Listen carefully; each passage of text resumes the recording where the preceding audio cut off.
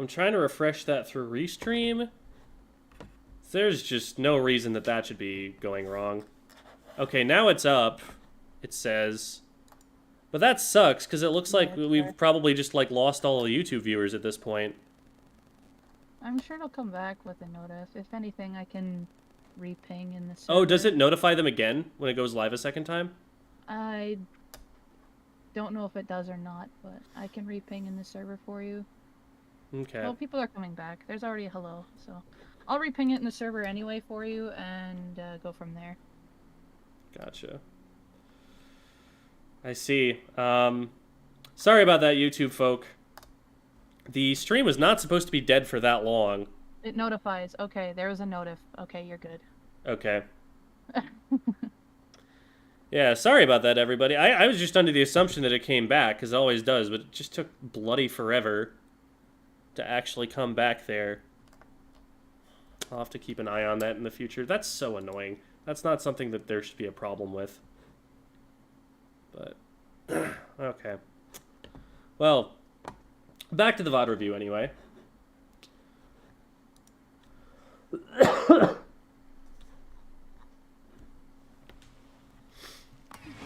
Okay.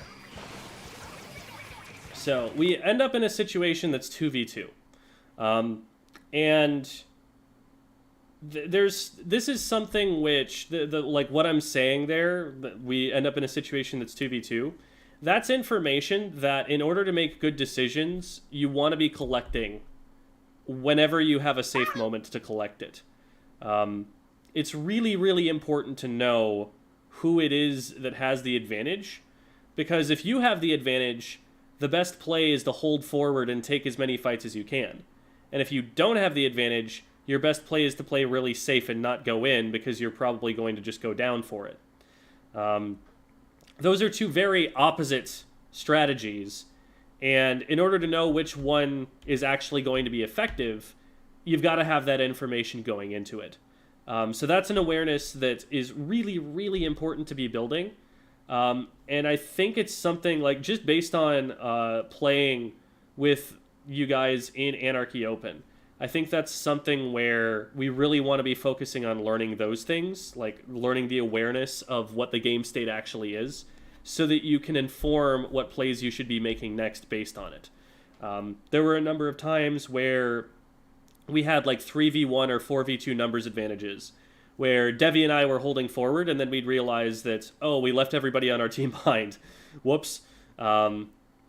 So, like, those are situations where on a competitive team, you know, everyone's calling out, let's go, let's go, let's go. But it's also kind of implied at a certain point. Like, you get into a lobby with top players, and they might not even necessarily call who's up and who's down, because they just expect that everybody already knows, and they're really just calling out which target they want to go on as soon as they get some kind of advantage. But for right now, we're going in, and it's 2v2. And we're going very directly to a fight where we don't really know where our target is yet. So it looks like you throw that there, and I guess maybe your thought here is that you're trying to camp this jump? Is that what you're trying to shoot at here? Honestly, I don't really know. I just because... Okay. I think if you don't have a target picked out here, then the best play is probably not to drop from this ledge, for the same reason we talked about earlier, that dropping over a ledge, it's one way. It means that as soon as you're over that ledge, there's no way back, there's no way out. And so putting yourself down here, you're kind of cornering yourself a little bit, and it works out to where you're able to get a one-for-one sort of trade, but you can probably do better than that if you play it patiently and wait for a target to present itself. If you take like a second longer to just look at the map while they don't know where you are, and then go out once you know where somebody is and where they're about to be, and like you have a place that you know to shoot at, you're a lot more likely to come away with actually splatting anybody than you are if you drop in and like commit yourself to this before you really know what it is you're going to be aiming at.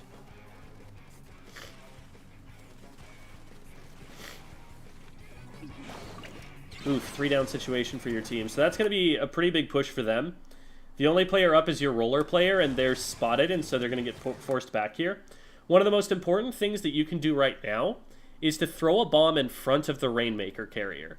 If you throw a bomb in front of the Rainmaker carrier, what happens is they try to move forward, realize that they're going to run into a bomb if they do, and they have to back up. Either that or they splat themselves on your bomb, which is also great.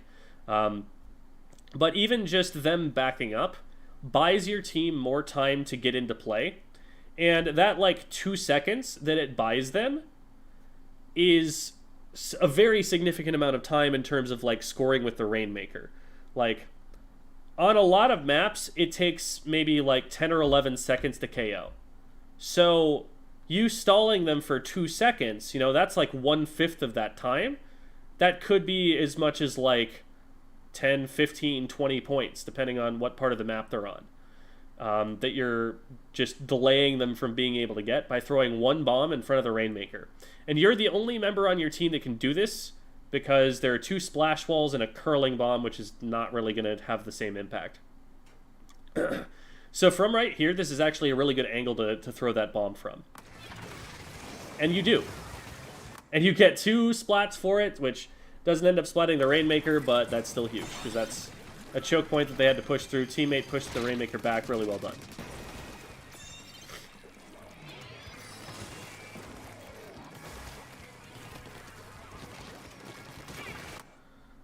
In this situation, if you're going to try and protect the Rainmaker carrier, your job is to get in front of them. Your job is to be basically not like entirely their meat shield. Like, you're not going in just with the express purpose of dying, but you want to be the one who gets splatted before they get splatted. And what happens is we get to this Rainmaker pedestal here, and we kind of back up instead. We get behind the Rainmaker carrier. So now we've let the enemy team get in between us and the player we're trying to protect. We end up getting them. It doesn't really matter that we get them because they did so much damage before then. Whereas if they get on top of you first, before they get access to the Rainmaker, Rainmaker might still be able to at least dunk before anything else happens there. But now we've got to really back up. This is a quintessential panic special, and the problem with it is that you cannot move as fast while you're in this special, so you're actually not going to be able to get away as effectively as if you had just painted your feet and swam away. But you should probably go down for this. And it looks like you didn't notice you hadn't thrown your last one there, so you were trying to, like, shoot or something like that, and they caught you out there. Yeah, it happens. It happens. I've caught a good number of players in my time trying to, like, waddle around in missiles. Did you notice the player that was behind you?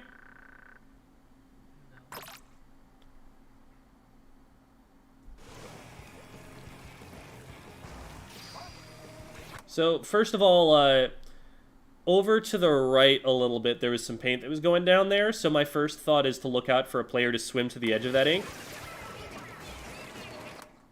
See the splashes to the lower right?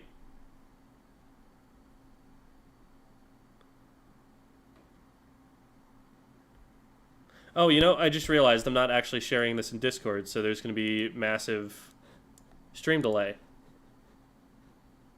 I should probably fix that, huh? Okay. Now you should be able to see it from... So now at this point I might as well just circle it here. Let's go here and then here. Boom. There. So what I'm looking at is this. Are you able to see that now? Yeah. So that's there, and they slip right by us.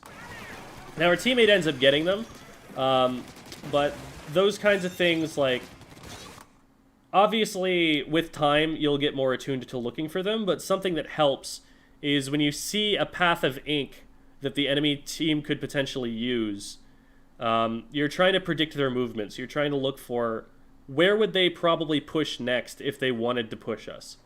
And you're making sure that you're defensively painting so that they don't get paint that's that close to you. They don't get paint that allows them that route. Nice. Rainmaker probably could have just shot a fully charged shot there instead of doing rapid fire shots, but that works. And again, from here, like, this would be a great spot if you had like a tri-strike to throw it from here, because you'll be able to see up over the top, and like a tri-strike on the jump that you see right below your special gauge would actually be really impactful from here. But without that, there's really nothing that you can do to have an impact on the area of the map that matters right now. Let me really quickly pop open a tab with sendu.inc/plans so that I can illustrate this. Brine water, Rainmaker, overhead set, and we're gonna screen share to you, and then we're gonna switch the scene over for everybody else after setting it up because it's not showing the right stuff right now. Where is my webcam? There's my webcam. Where is Restream chat? There's Restream chat. And then this... No, not that. I should get rid of that.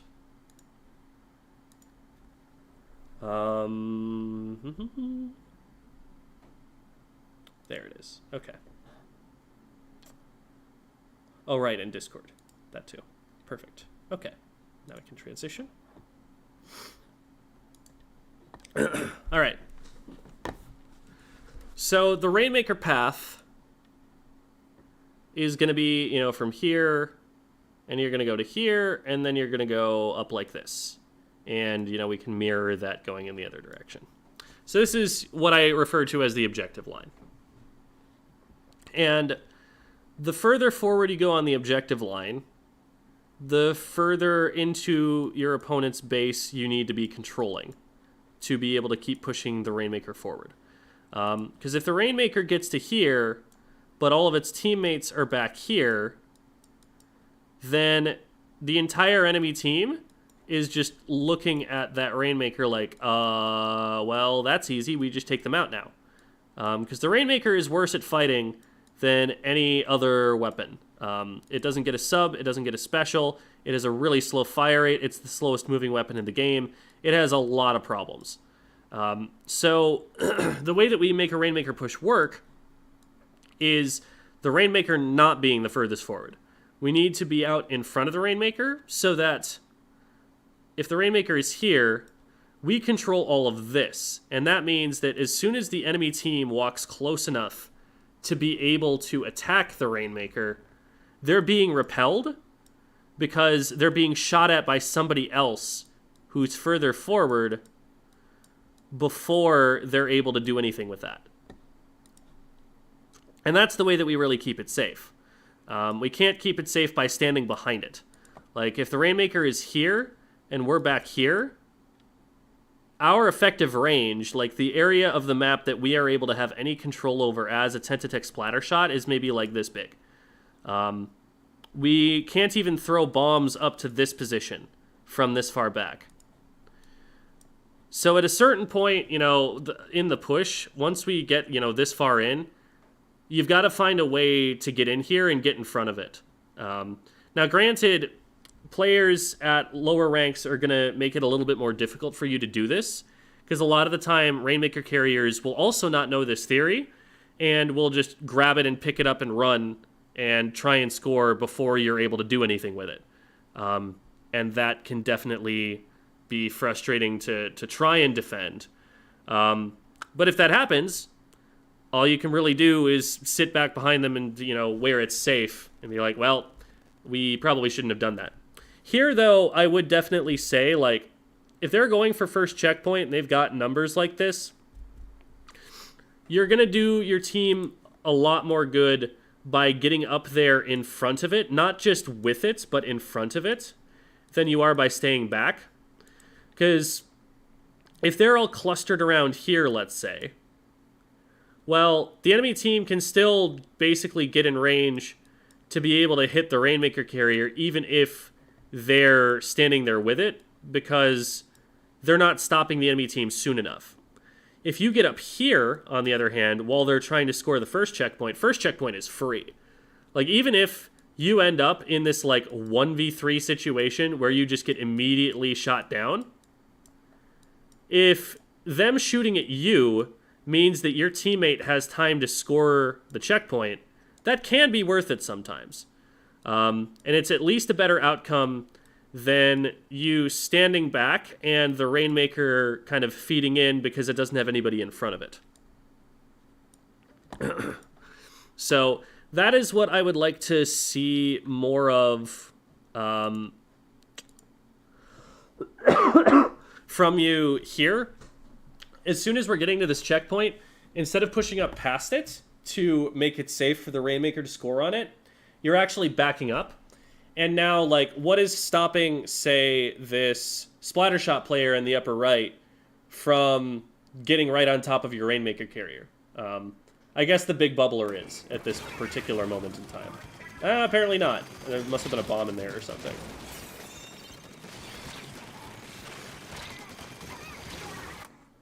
Alright, well, that was about as well as that was going to go, with that many players going down as we try to just dive in to get the Rainmaker back on the pedestal.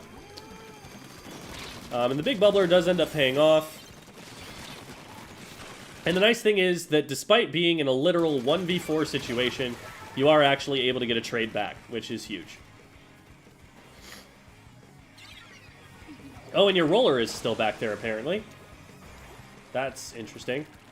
This is actually really unfortunate. So what's happening right now is your roller snuck in behind them and nobody noticed on the enemy team. So, like, look at where your roller is right now. Bottom side is the enemy spawn.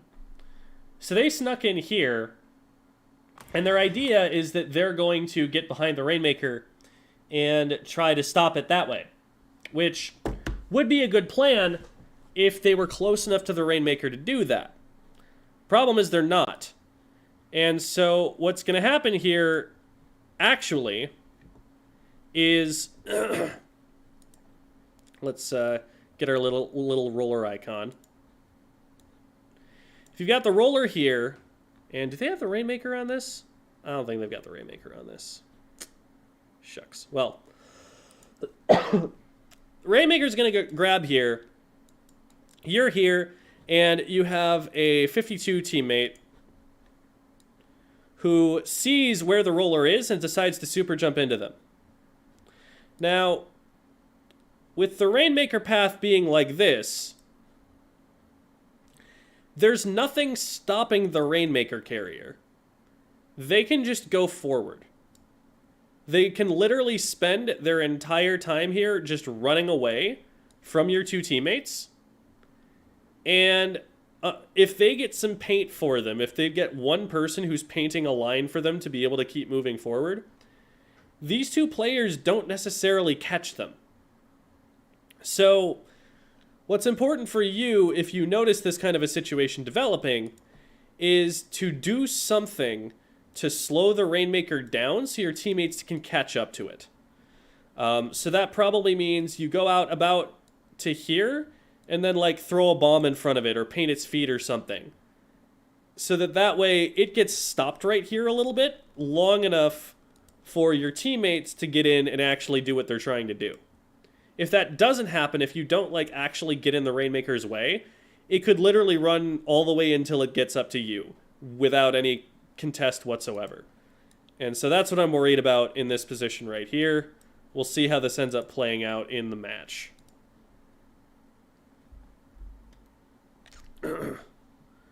And did that transition back? Oh, I just realized I didn't switch over to the match again for you. Let me know if I forget to switch windows and it seems like I'm talking about the wrong thing for you, okay? Oh wait, was it just showing my OBS? Is that what it was doing? Here, we'll do this. In this way, you should see what I'm looking at either way. So from here, now it should be showing... Oh no, shoot. Go to this. Okay, jeez. There, now it's fixed.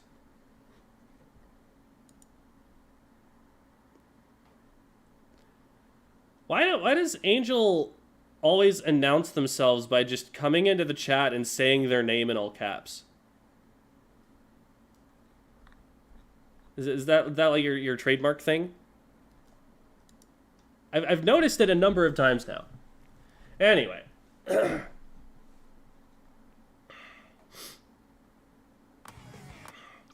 So, let's see. We're looking for down on the D-pad.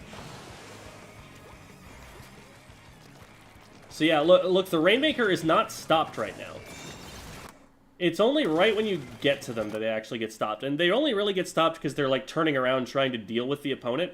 I think if they'd kept running, they might have actually been able to beat them to the corner there.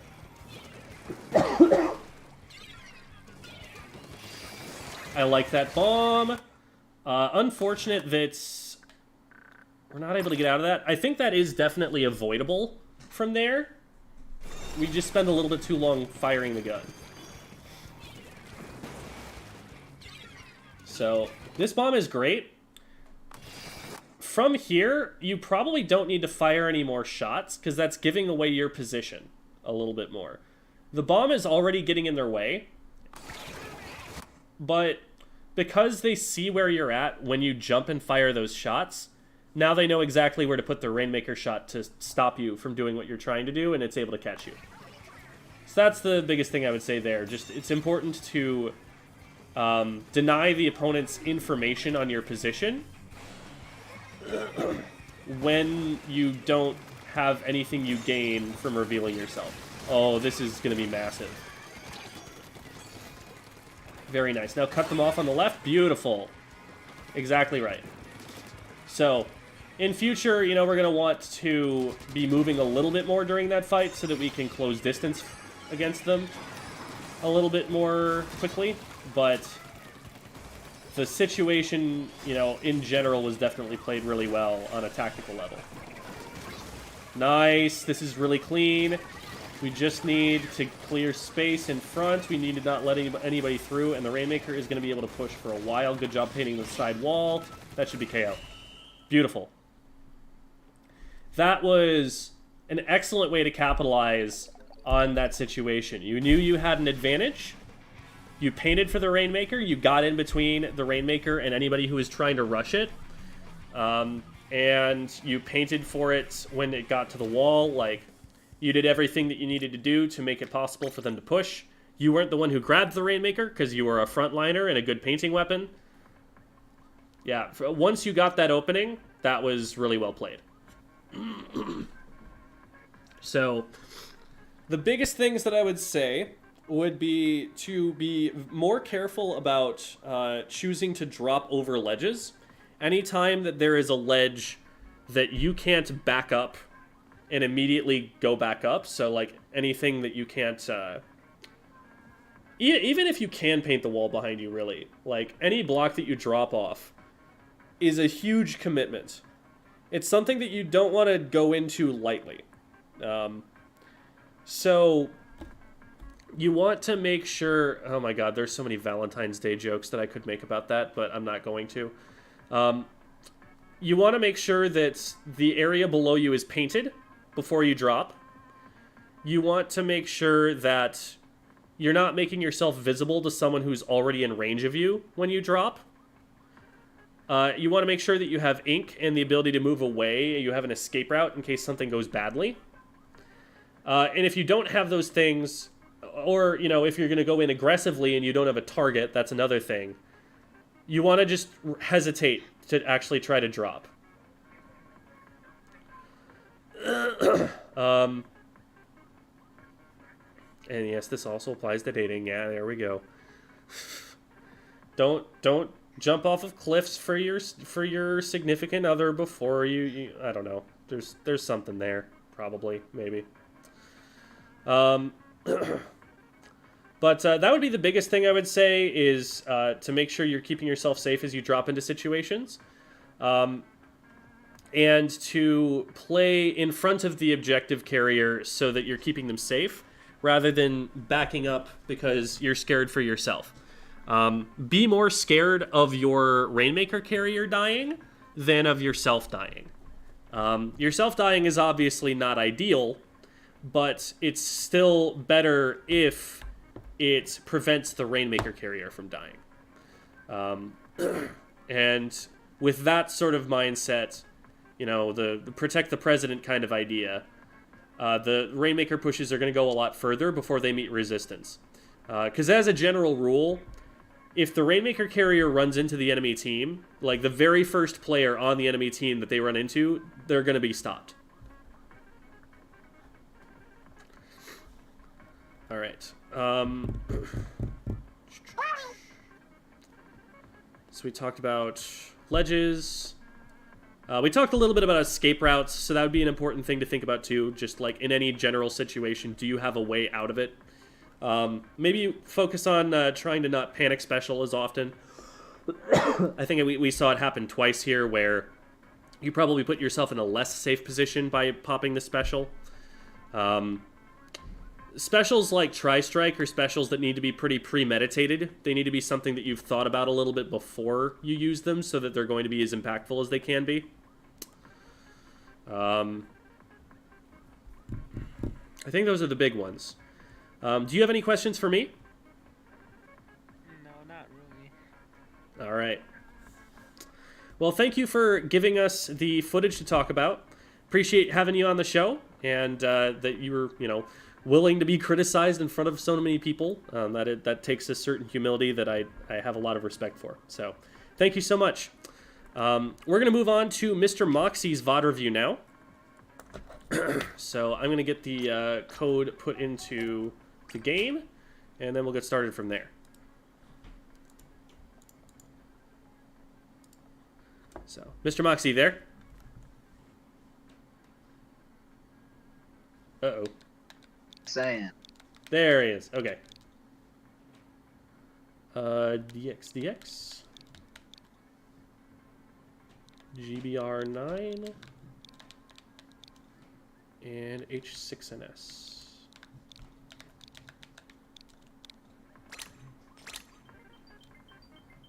Alrighty. So this is actually one of the first few times that I've played Aerospray, and I found that I'm actually better at painter slash support compared to Slayer slash Skirmisher. Okay. So I'm starting to use it more. And this one I was actually more accustomed to using CGR, but I decided to go with Aerospray because I have a lot of special charge up on this gear, and so I figured, well, this is good maps to use it, so. Okay. So, I mean, I can talk about the competitive level viability of those weapons and say that I would recommend the Custom Junior over this pretty much every time. For a Booyah weapon right now, what everyone's going to be running is the machine instead, and that's not so much of a paint support as it is a sort of aggressive Skirmisher Slayer type. It spam fizzy bombs and clog up choke points and stuff. It's not going to be like holding forward at people, but it is definitely going to be putting a lot of pressure on. And that's what it's going to be most concerned with. I would also consider, it's a very different weapon mechanically, but the Flingza Roller is very much a paint support kind of weapon. It gets missiles for it, and it has pretty decent range and a one-shot on the vertical or the horizontal flick. So, also Okay. something to consider if you like that play style. But I Remind would say me what its sub is. Ink Mine, nothing super special there. Okay.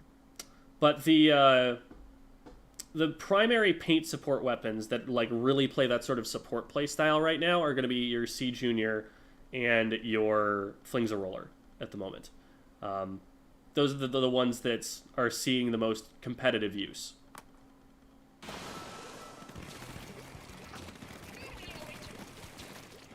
So, there is not a lot of pushing power on your team, is what I'm noticing here. I don't know if you've seen my video recently on, it's called, I think, Why Your Team Needs Frontliners?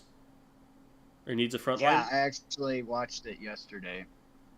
Gotcha. So this would be a comp that I look at and be like, ooh, we're a little bit low on that. Aerospray is not the ideal weapon for that sort of role. Definitely not a Slayer. Does not have a lot of range and does not have very good accuracy and also needs 5 shots. It's going to be hurting against these T-Techs because literally all the T-Tech has to do is hold backwards on their joystick and hold ZR down, and they probably win. They don't even need to aim that hard because you're going to have to put yourself right on top of them. Like, it's not a pretty life for an Aerospray if they have to just rush a T-Tech down. So you do have several, teammates with you that can help you out. If maybe like you get a torpedo on a player and they have to spend some time shooting the torpedo, that can be a way that gets you in. Like you can take advantage of the time they're spending shooting at the torpedo to zip towards them. If the Explo is able to interrupt their movements, they hit a shot at their feet or something, you can maybe move in with that. Yeah. But right now, as it looks like, both teams have a ton of paint, so it's really unclear to me which of these teams is actually going to come out with the ability to paint the zone better. And my hunch is that even if your team has slightly better paint output, that their team is going to be able to bully some of your painting weapons away from the zone, and that's going to mean that they cap first. So what you might need here is a special to set this up to be able to put those T-Techs in a bad position before you're going to be able to go in and displace them.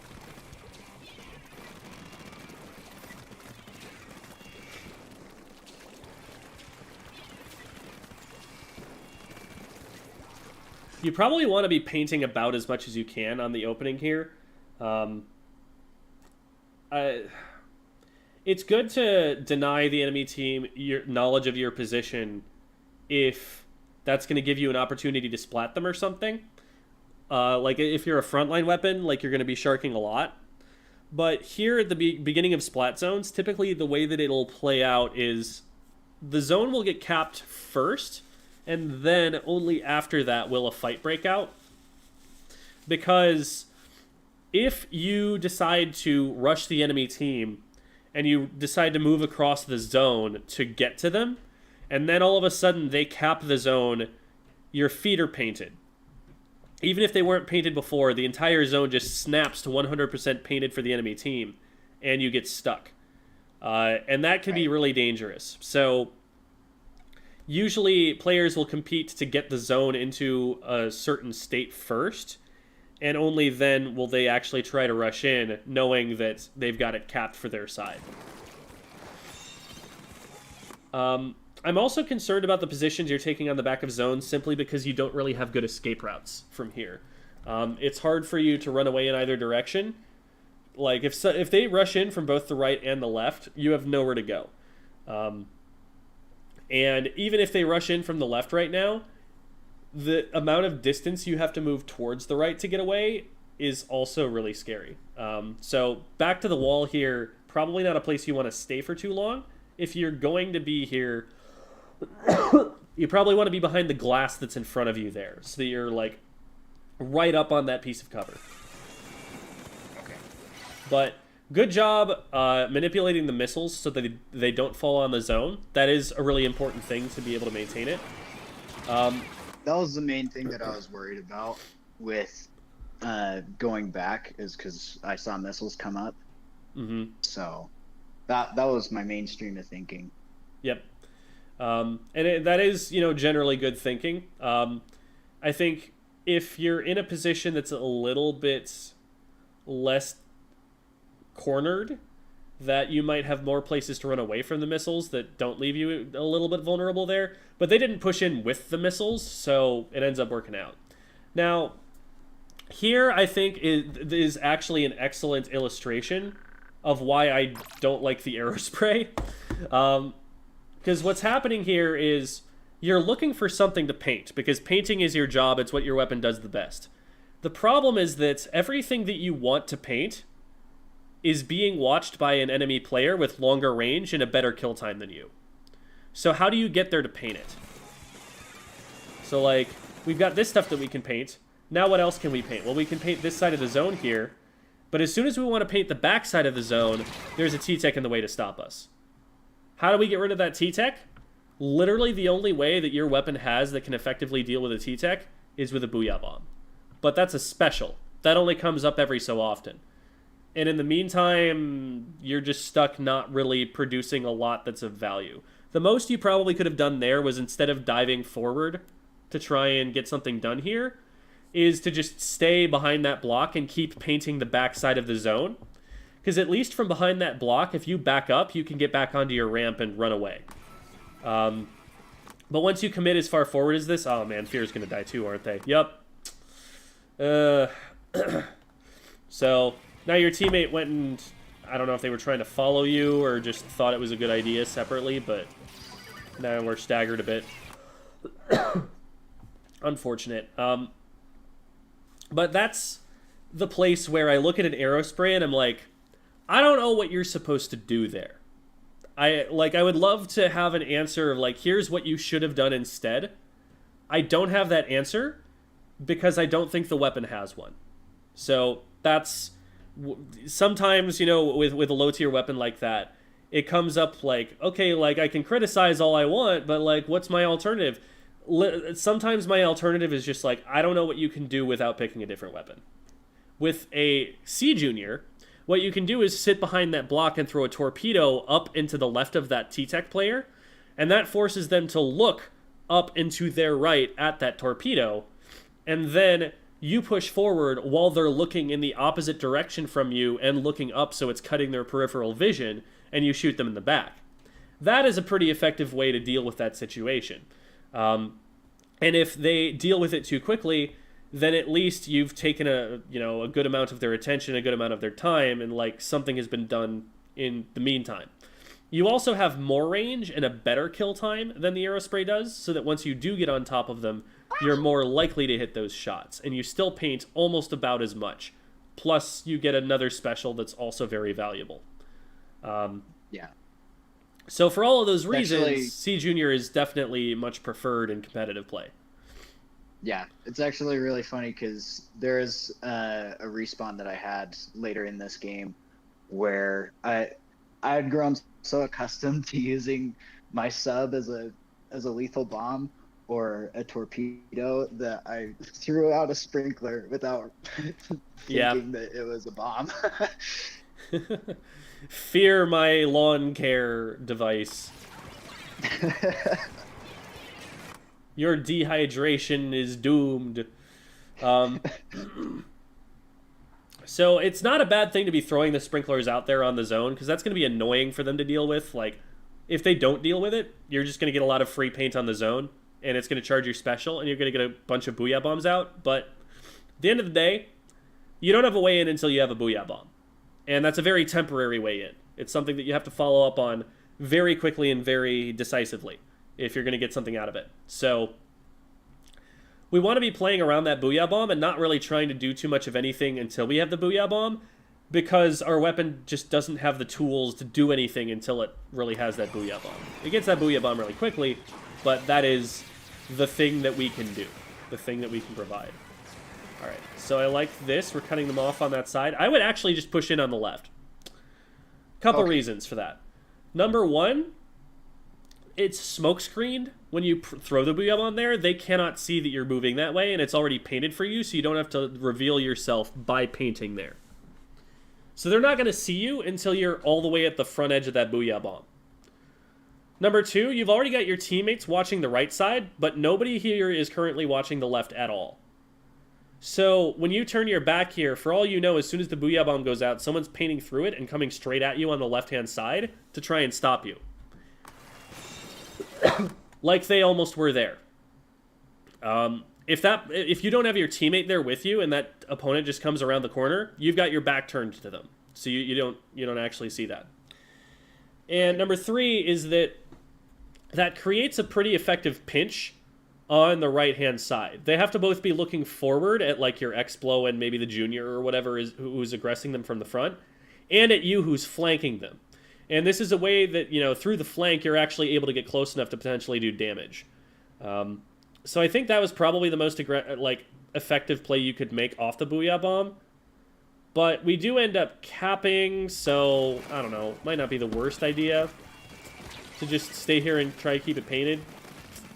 We're down a player, but maybe we can solve the zone out long enough. We do have a ton of paint after all. Here I die by a dumb mistake, yeah. Yeah, that's just a situation of, what's that funny beacon-looking thing on the ground that's flashing and has a circle around it? I wonder if I should do something about it. Maybe it'll be my friend, you know? It is kind of deceptive sometimes how the circle around the Tri-Strike beacon looks, but you just have to kind of visualize, okay, this is how big that column of death is going to be around it. And I need to be outside of that. Yeah. So our Expo is down. I'm concerned that it doesn't look like this is the case, but I was worried that the person who got your Explo is still up there somewhere, and that you're dropping down not knowing where they are. It looks like they died to a bomb, ultimately. Yeah, it was probably this guy who was throwing bombs at them. But I don't know that you took enough time looking at the situation to know that. Whenever a teammate goes down, that's information. That's like, there is someone in range to have done lethal damage to that part of the map. And you want to be keeping an eye on anything that might have done that once you see that teammate go down. This is a play I would make as like a 52 gal. What the splatter shot should be doing is just challenging you outright because they have more range than you and a better kill time. Like, they should not be getting scared away by you. They should be like, oh, this is just an arrow spray. I can stand my ground and beat you. So it ends up working out, but more because you rolled a higher intimidation roll check than because that should actually work out.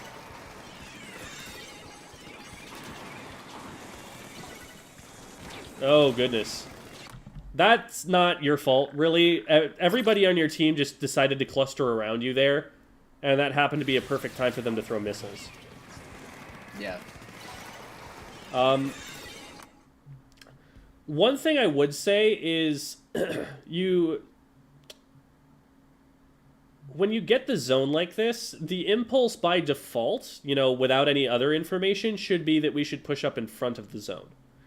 Now, in front of you, I think you're rightfully seeing that there's a lot of danger over there. Someone just threw a sprinkler over there. There's blobs coming in. You're about to be missiled, but if you go, let's say, around the backside of the zone and to the left, and then push forward on the left, that gets you further forward on the objective line. That gets you closer to the enemy side, and closer to a position where you can lock them away from the zone, as opposed to just kind of maintaining the zone yourself. Normally, that's That's actually something that I was thinking about during this whole game, is I was like, I got to get up to that ramp. Yep. And usually, like, right at the time where I was like, okay, I can push up to the ramp, missiles or blobber was watching me, and so I wasn't able to. From here, I will say, I think you can just move left, and there's not anywhere near as much pressure on you on the left as there is on the right now. And moving left still, you know, puts you closer to the enemy side, even if you're not actually moving forward yet. So that's one way that you could have done it, but I also do want to say that, like, normally that's not your MO, because you are an arrow spray. Like, you're not the frontline Slayer weapon. It's just that on this comp, there is no frontline Slayer weapon. So, I guess, you know, better you than anyone else.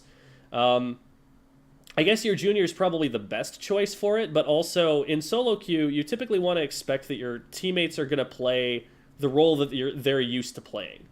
Like, they're not often going to do this kind of analysis where they're thinking like, well, someone's got a front line, so it might as well be me.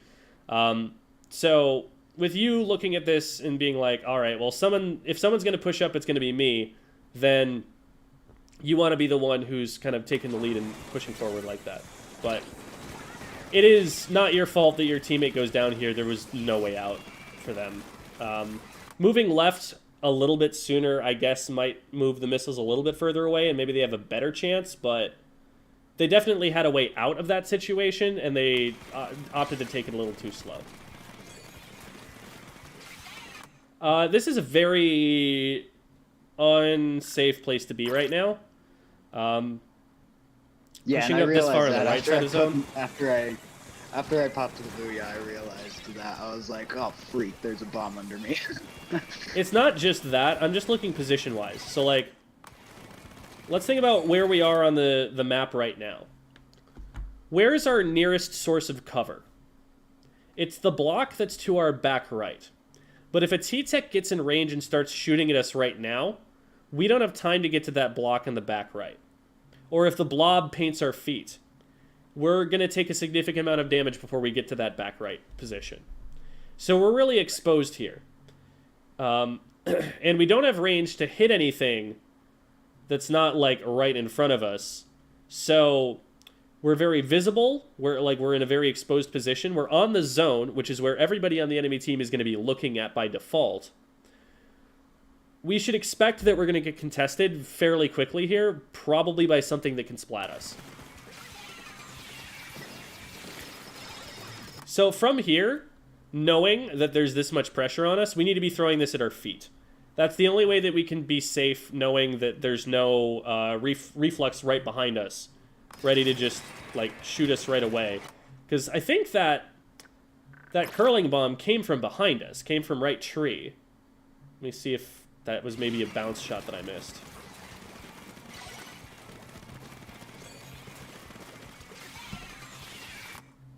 Yeah, you're right. That seems like that does come from behind us.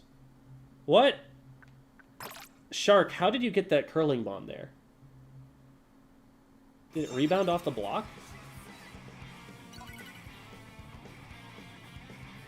Oh, yeah, okay. Oh, wow. Bank shot. Oh, wrong one. Okay. So there doesn't end up being anybody there, but that was the first thing I would have thought of. Because, like, you see a curling bomb like that, and even if you don't know what the weapons are on the enemy team, you're like, man, there's a roller underneath me, isn't there? So that's, like, my... I have that reaction by default, so that if there is a sploosh or a roller, I'm dealing with it fast enough. And then if I'm like, wait, there is no sploosh or roller on their team, then I can relax a little bit, but it's good to have that on, like, hair trigger alert. But yeah, like, without that knowledge, I would definitely put this at my feet. Because what's going to happen is it's going to smoke screen you. It's going to damage anybody who's trying to, like, shark your landing. And it's going to paint your feet for you so you can back away. Yeah. Throwing it here, though, now that T-Tech can get on top of you. And the fact that they don't splat you for that is a mistake on their part more than it is an outplay on yours.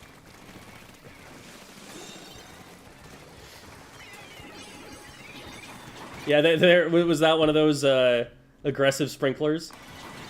Yes. So from here, what you want to be noticing is that you are last up. That you are the only player alive on your team right now. Okay. So it happens. So Junior goes down there. And there. So every time a teammate goes down, that's usually something that I want to focus on. We're getting raided. Thank you for the raid, Bonsai Boy Gaming. Appreciate having you here. I'm sorry if you're watching an ad and you're not able to see that I'm saying thank you. That does happen a lot to me when I raid other people, and I never notice it myself, but hopefully I have stalled long enough that when I now say, thank you for the raid, Bonsai Boy Gaming, you will actually have heard it. That's the dream right there. That's the hope. All right. So, yeah, we're in an unfortunate position right here. Have you seen my video on psychological alarm bells? I know we talked about it last time, and Okay. I know we talked. I think I watched it, but that was like a month ago. Gotcha. So, and I mean, I do have some of those set, but I've been trying to get like the game. What did you call it when you were talking with Mario? Because you were talking Awareness? about how.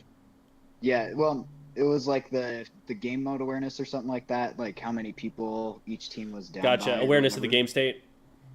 Yeah, that's what it is. Yeah. Right. That's something that I'm currently working on, but I have been able to get more alarm bells set for subs and for specials and seeing ink as well.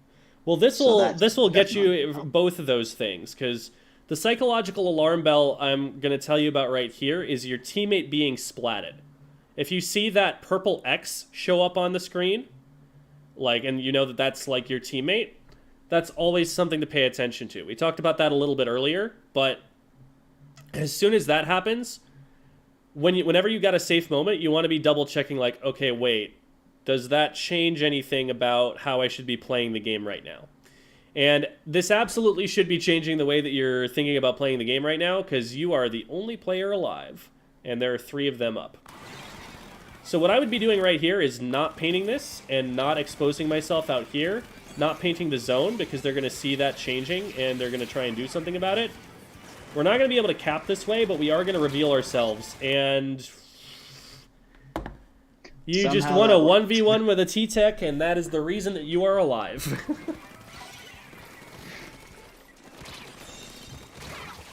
All right. Well, 2 for 1 there. I mean, that's not what you expect to happen, but sometimes you gotta do what you gotta do. Definitely not what I expected. Wow, that was lucky. Okay. So they mispositioned a little bit on your jump, and you were actually able to just be shooting them as soon as you landed. So this is actually a good opportunity to potentially get lead. With your teammate going down, maybe not. I'm a little worried about that. Because if they push on that, they should be able to get advantage over you. That is where Yep. substrafing will save your life. I've been working on that. I was actually going to ask you about that. What kind of drills could I do to get better at substrafing? Because that's something that I've struggled with.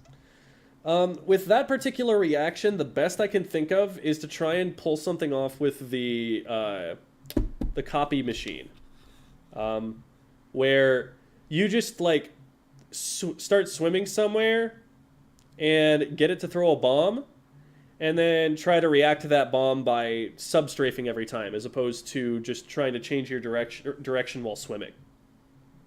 Okay. There is also, you know, if that's hard and you have enough ink, you could also just squid roll, which is almost as fast at changing directions. And the advantage of it is that it gives you armor, so that even if you don't get far enough away, you still survive it.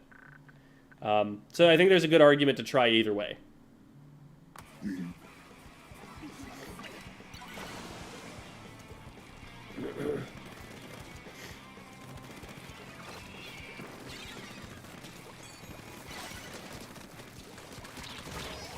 All right, nice. All right, and that's exactly Here's what we... where I try going in. This is where I use a booyah, and then I was thinking, oh, I could go in, but then I saw stuff, and I was like, never mind. Yeah, it might not have been a bad idea to go in anyway, even though you're leaving the right side of the zone, because I think you had teammates that were ready to handle that. Yeah, you've got numbers advantage right now. So if you push in on the left-hand side, you still have 2 teammates to counteract their painting, but now you're putting pressure on the flank. But the thing is here, you've got to consider your range. Where are they likely to come from? Well, from out of range of you.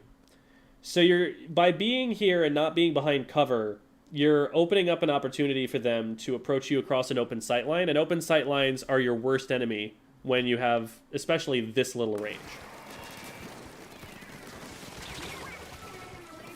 Just like that. Mm-hmm.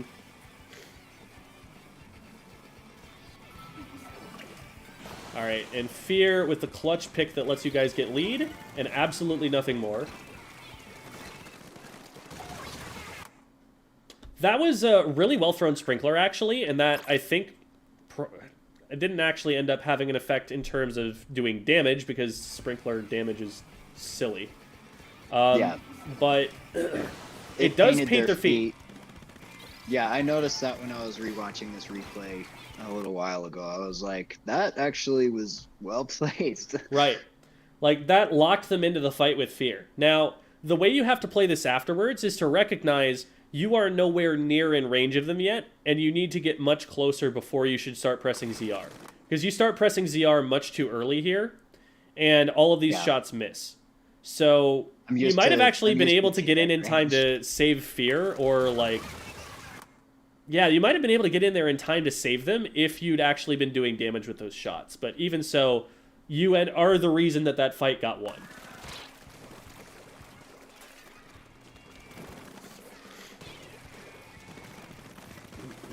That was another aggressive Sprinkler. Yep.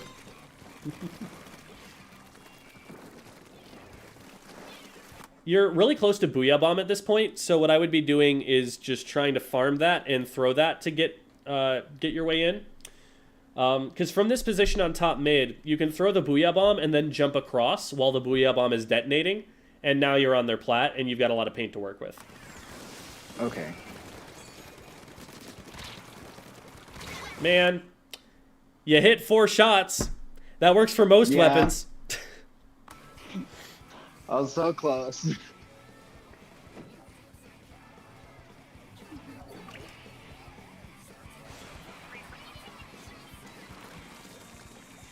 Yeah, like, the way you took the fight against the T-Tech was pretty good there. Like, you got into a position where their aim was off, and you were right on top of them. So, that was all really good. And now it's just a matter of, like, I wouldn't even be working to try and dodge these things right now, because you're 2 points away from ending the game. I would be focusing on trying to keep the zone neutral through all of that. Okay. And I don't think the Booyah Bomb is going to help you as much as painting with your main weapon is going to here.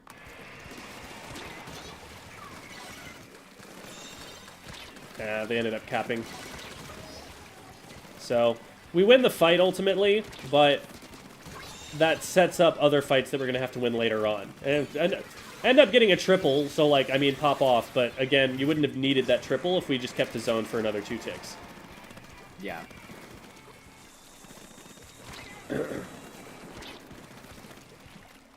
I'd be very careful in that sort of a position because you've turned your back to the enemy team, and they're all up. Yeah, I was thinking that on the rewatch.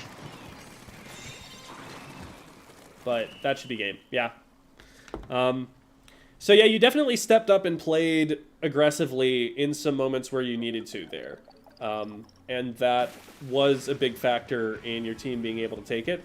I think there were definitely more moments that you could have gotten under their plat and started some stuff.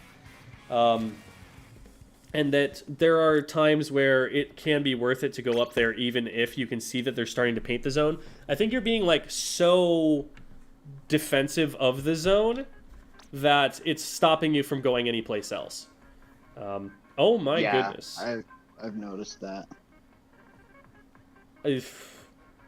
You won that with an 0-10 teammate. That is a really rough game for them. They did at least get a couple specials off. But, yeah, so you were doing all of the slaying, really. Between you and Fear, you were the ones who were actually taking opponents out. And that ends up making the difference there. But, yeah, so I am known, you know, back from even before Squid School was a thing, for being an aerospray hater. I've just never thought that it was especially valuable except in, like, very early Splatoon 2 meta where it baller spammed really effectively. I think that was the one time that we ever saw it at top level in any kind of significant use. There have been a couple of uses of the silver aerospray in high-level Splatoon 2 that felt more like a meme most of the time, and otherwise we just have not seen it. which is weird because you'd think that they'd use the bronze aerospray since that was definitely the better kit. But, I mean, you got the better special on this one, which is nice, but the sprinkler with it is not letting it have any kind of long-range pressure outside of its Booyah Bomb, so... Yeah, I definitely wish it had a lethal bomb. I'm not personally a huge fan of it at all. And for a spray shooter, I would definitely take the C Junior or even just the Vanilla Junior. For Booyah Bomb, you're looking for something more like a machine, something a little bit more aggro, that can like follow up on its own Booyah with extra, damage and frontline slaying power. And then for other special spam options, like I've talked about, you've got Flingza. And that's something that people are definitely using as well. Zimmy is up there too if you want Big Bubbler. So that's kind of where the meta is at right now. I'm not going to tell you to stop playing Aerospray if you like it. But if your goal is just, I want to win, then it is definitely not a weapon that I can very heavily recommend. Yeah. I definitely play it in more of like those meme type battles. It's more fun to just mess around and have fun with it. The most of the games that I play with it, I'm usually just laughing the whole time. Yeah. But you did what you needed to get the W here. You had some good fights on and around the zone. Biggest thing there, especially if you're taking on the aggressive role, which I know is not your default, is that you want to be taking those fights in front of the zone when possible, because a lot of those fights are happening on the zone, which is a bigger risk and means that if they do manage to cap, even if you win the fight, you still have to wait through another penalty. So like at the end there, if they can't just walk straight out of spawn and get onto the zone, you're in better shape than if you're sitting on the zone to try and aggressively defend it. Like your goal should be for that fight to be happening in front of the zone, and that even if they win it, they still have to take an extra like 5 seconds or something moving from where the fight was to where the zone is to be able to uncap it. Okay. It's a little bit harder to do on Inkblot than on most places because there's only one way up into their spawn area, and it's a very difficult, unsafe one to take. But you want to know your routes onto it. Either take top mid or take the left side ramp and get up there when you can. Even if all you're going to do is get up there, realize that somebody's about to attack you with a longer ranged weapon, and then drop off the ledge. Because at least then, that longer ranged weapon couldn't just beeline straight to the zone. They had to stop and think about you first. And that even is going to buy you extra ticks off the zone. Okay. I'll definitely take that into consideration. Yeah, sure thing. That Splat Zones What Am I Doing episode is coming out eventually. That's the next one I'm working on. I've got a paragraph of the script written already. It's just, it takes some time. So, that's where I'm at there. Cool. All right. Well, if you don't have any more questions for me, then that's about all I've got. I know another question. Something that I've been also trying to work on is just scrambling, like trying to escape. I know I did it a little bit during that replay, and that's part of what saved me, but also because, like you said, the T-Tech wasn't really aggroing me as well. Mm-hmm. And so that's one thing that I want to work on just in general with weapons, is to just be able to scramble and be able to get out of places quickly. Yeah, you're trying to kind of move like a sploosh does with an aerospray,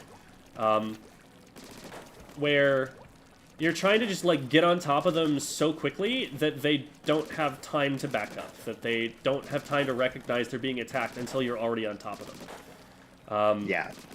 Because that's where your weapon's going to be most accurate, that's where you're most likely to hit your shots, and that's also where they can't actually run away from you and kite you. So as soon as you get on like any kind of open sight line, your goal is just like beeline straight for them, but do so in a way that's like gonna throw their aim off slightly as you're going. So the idea, if I'm trying to get close to that target right over there, is I'm gonna go like blip, blip, blip, blip, and then I'm on top of them. Maybe fewer blips than that, but like blip, blip, blip. Now I'm fighting. Blip, blip. So like I'm throwing the angle off as I approach, but I'm also approaching. I'm making sure to get closer to them. Okay. And it's the same as if you're retreating, is you're just having those quick blips to just get out of there as fast as you can. Like that sort of thing. And I know that's probably activating motion sickness for some people, and I apologize for that.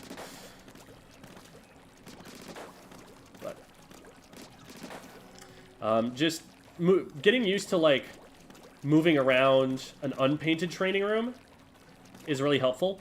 Because like the more you shoot at the targets and stuff, the more it gets painted. So it's important sometimes if you're especially trying to practice movement while shooting to just clean up the training room while you're doing this sort of stuff. So that in the process of working on shooting them, you're also working on the process of moving around them. So like right now, it's painted up enough that I probably just want to do this again. Oh Yeah. my god. Let me see if I... Yeah, okay.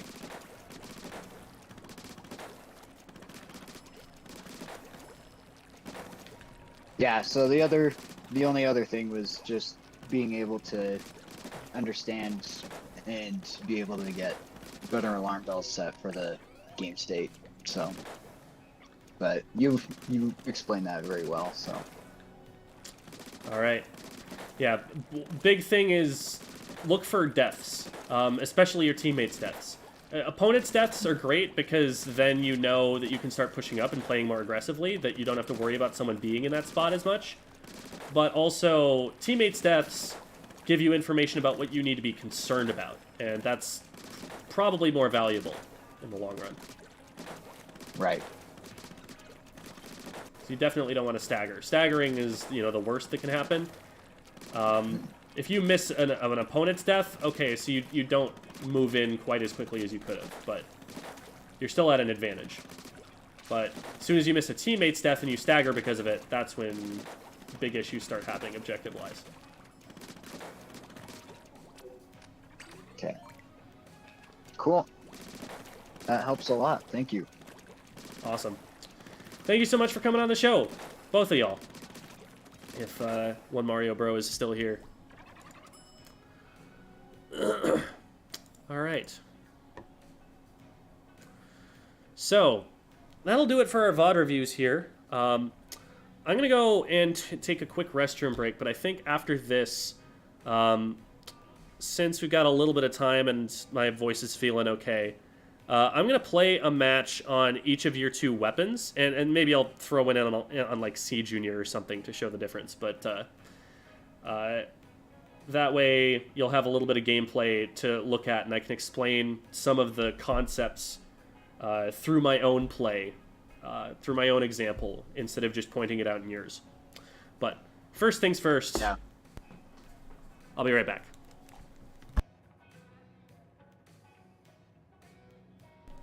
In the meantime, enjoy some horses.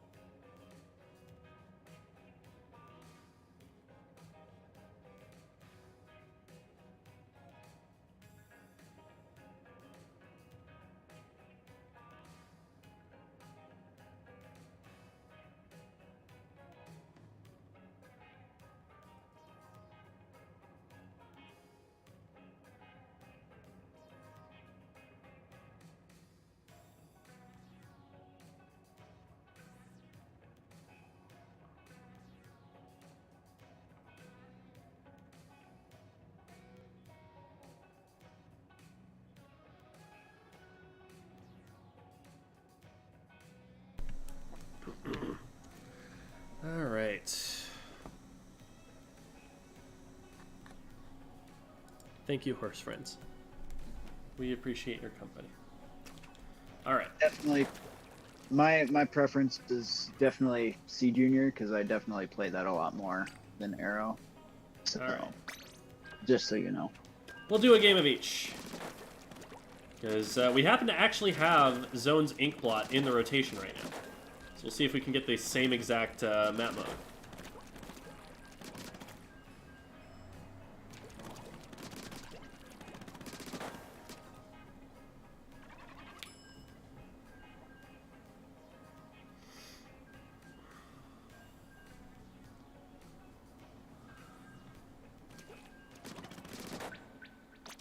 One or more players disconnected.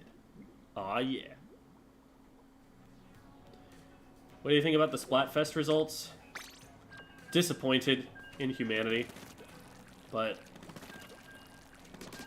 I think we're getting to a point where, like, the more popular option for Splatfests, the one that, like, the most people want to win is actually winning. Which is probably not a bad place for it to be. Although, I don't know. Thing is, like,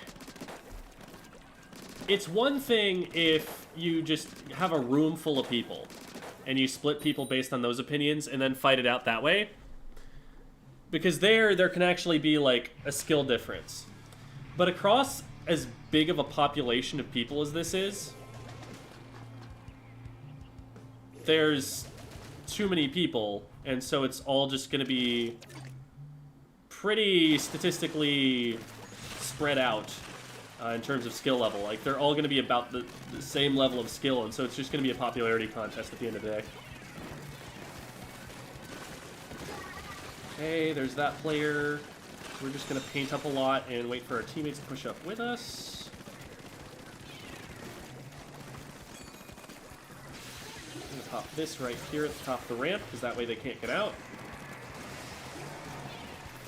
Oh, there's still a player there. Okay. I did not think that they could avoid it from in the corner there, so that's my bad. I am surprised that my teammates didn't come forward and fight that with me. Maybe something I should have noticed there. Okay, shredded it just in time. I'm surprised they didn't go after me. I guess they were more scared of my Hydra player, which, like, understandable. See, even that I just did made it take longer for them to get out onto the zone. Even though I literally accomplished nothing by throwing that sprinkler, it at least made them think for a second.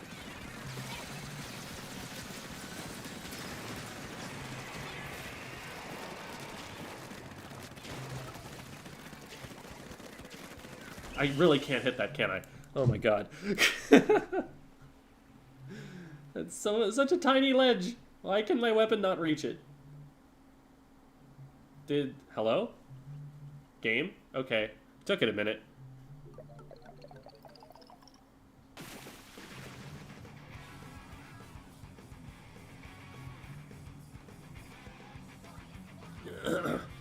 What are your secrets to play Splat Zones with the 52 gal? Well, your wall blocks paint, and paint is the objective. So that's one idea. It's a lot safer for you to be on the zone with the 52 gal than with most weapons, because you can just wall off the enemy team, and so there's no shot that you actually die on zone. Just play really aggressively, get picks, remove people from play, and you have enough paint that you can still work with it.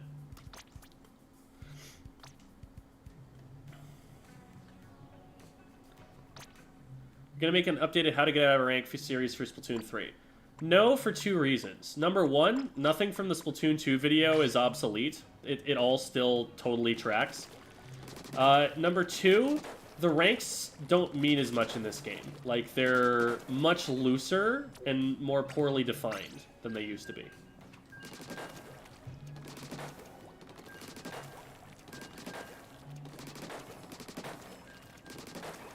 Man. Even the junior feels like a paragon of consistency compared to what I was just using. The junior's pretty inconsistent itself.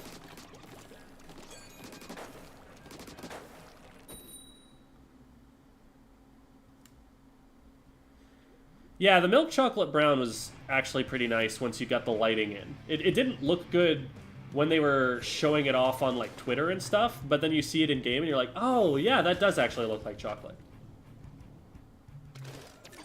And I think the idea to use purple for dark was smart. Okay, this is going to be another game where I, as the spray shooter, am going to have to play pretty aggressively. Oh, this is 52 Galbo. I'm not going to play that aggressively.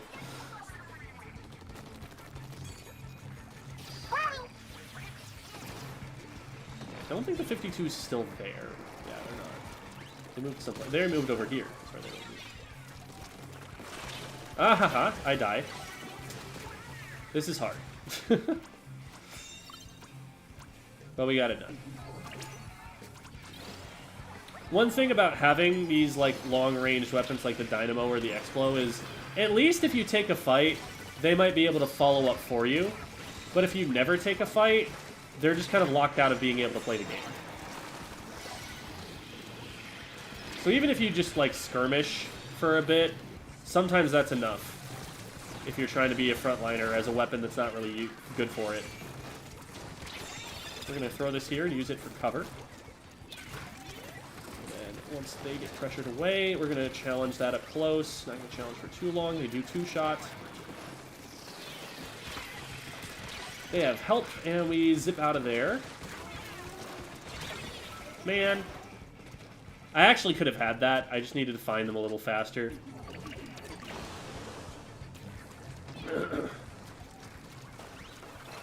Not a fan of us trying to take that quickly. We're not ready yet.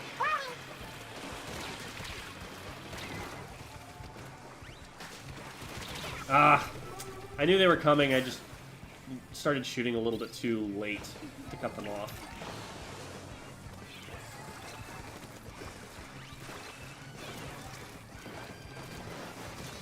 There we go. Yeah. At a certain point with the Junior, you are just going to have to try and win fights with torpedo pressure. It's not the main weapon that's going to do it for you. Ah. Of course the 52 got back in right at that moment, and now we're going to lose. Man, I felt like I honestly played that better than I played the last game, but we ended up losing worse.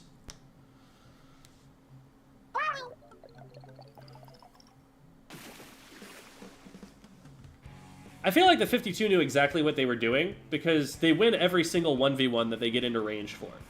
If the 52 is in range to hit any of those weapons, it beats them. It beats the Dynamo because it never gets a flick out, the Explo because it never gets a second slosh out, the Junior because it outranges it, and the Aerospray because it outranges it.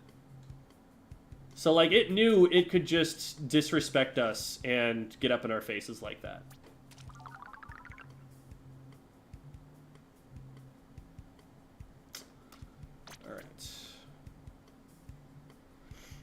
But yeah, that's the comp that we were working with. Like, nobody wants that comp. So now I'm going to go and switch over to the correct version of the weapon, which is the vanilla splatter shot. And we're going to play one more on that. Actually, wait, no, you were playing T-Tech earlier. I don't know. I was playing T-Tech earlier myself, so you can watch those games. We'll play the V shot now. Also, I have a quick question. How do you, like, deal with undercover umbrellas? Because, like, they're kind of annoying. So you don't want to ever just, like, stand and shoot at the shield. You can do that a little bit with, like, a Splatbrella. But with an undercover, if they do hit their shots and they are in range, and their shield has enough strength, they do actually have a better kill time than you, if you have to shred their entire shield with just your main weapon. What you want to do is run them out of their shield before you go in. So, like, from a little bit further back, you throw a bomb at it, and then you get a little bit of ink back, and then you go in, because then their shield is practically all the way down, and it'll be faster for you to shred it and then splat them than it will be for them to be able to splat you. So, you do have to play a little bit shifty. You do have to play a little bit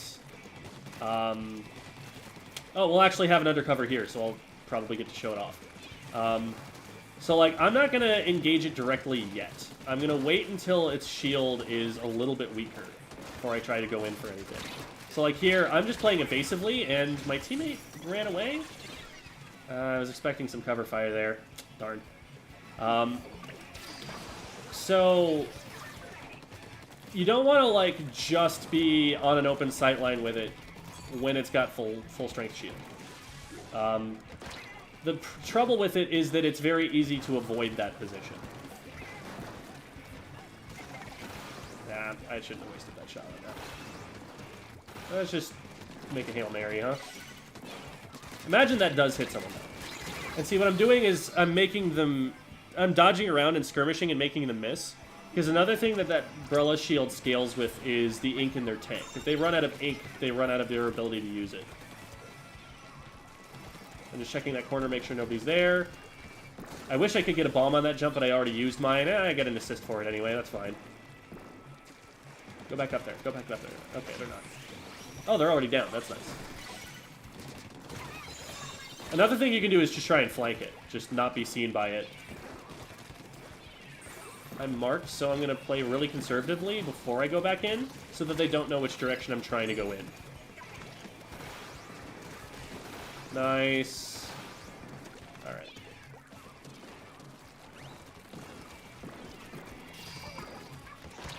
Ah, shoot.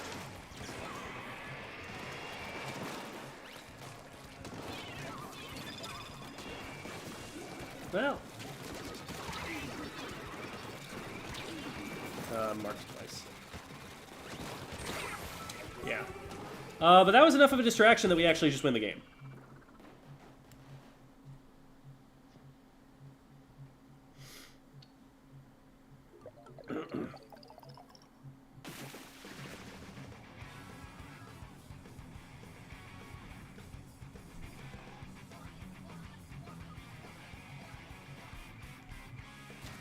Who's your least favorite celebrity in all? Do you mean like the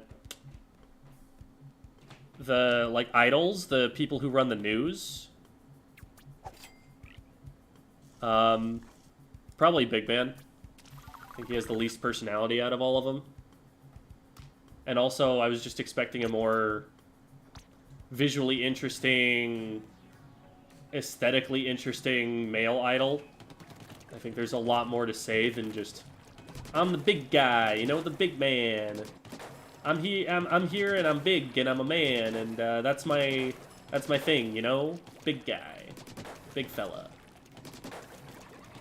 I think we can do better than that.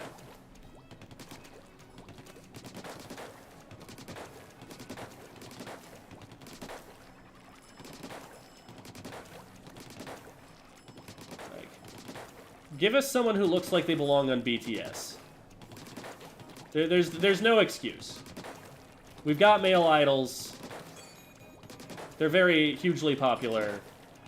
Just make it happen.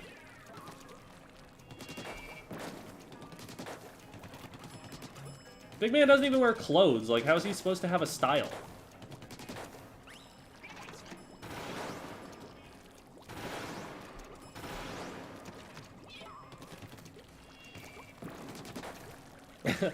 My gender is, I'm a big guy, hey! Yeah, pretty much. What is BTS? It's a K-pop group. Very, very big musical act.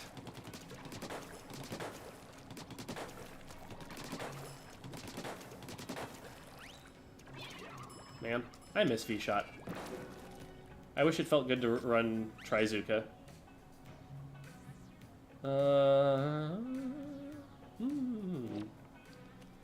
Well, we'll run a game or two of T-Tech on that X battle rotation, and then we'll probably call it.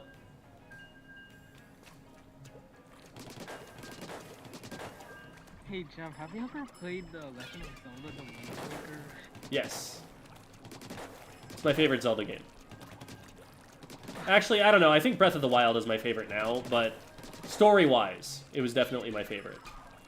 Yeah, I just really like the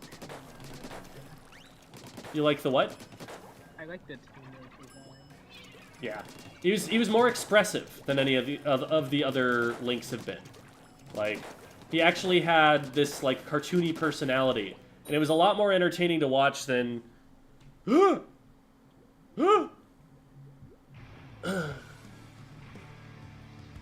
just like there was just nothing to relate to with any of the other Links. At least there was a little bit of like quirkiness with the Breath of the Wild Link, where like, you know, he has to get dressed up to go into the Gerudo territory, and he's just kind of looking around like, do I really have to do this? Like there at least he had some personality, even if the personality was just, I'm wearing a dress. This is weird because I'm a boy.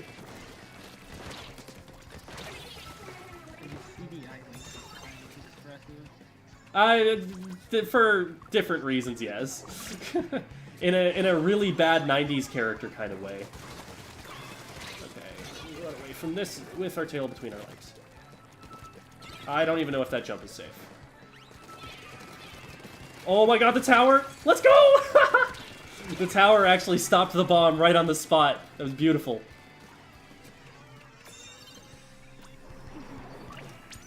Alright, is Glamp Glamp okay? Are they gonna be good? Oh, let's go Glamp Glamp.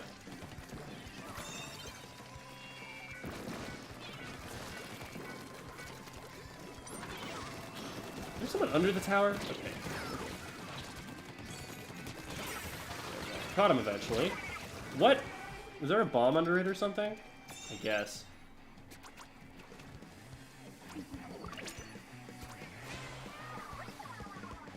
Hiya! Huh. Oh, no. Please leave me alone. I don't like this.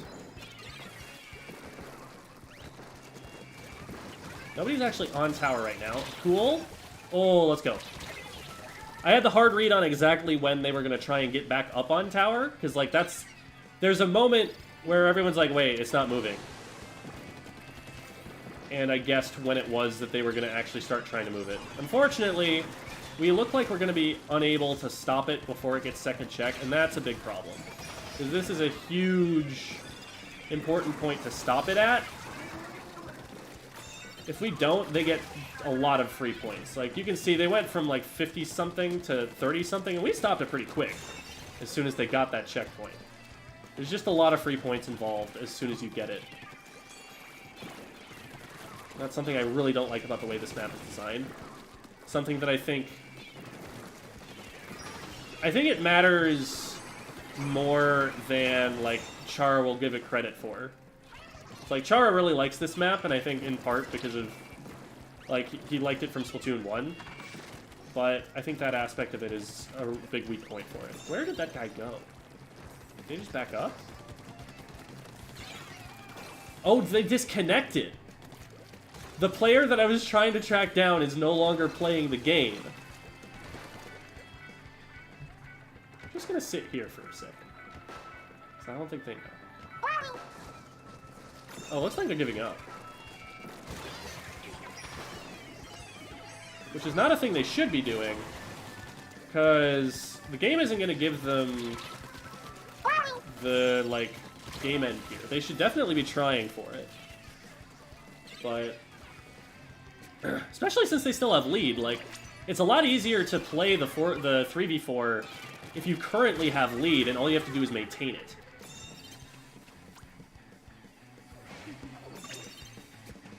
Yeah, we just keep jumping into this. We play, you know, quick respawn strats. There we go. This should be it. Nope, nope. We need somebody in front of the tower here. We need somebody on ramp. Oh my goodness. That was way too much effort to get the lead, but we pulled it off.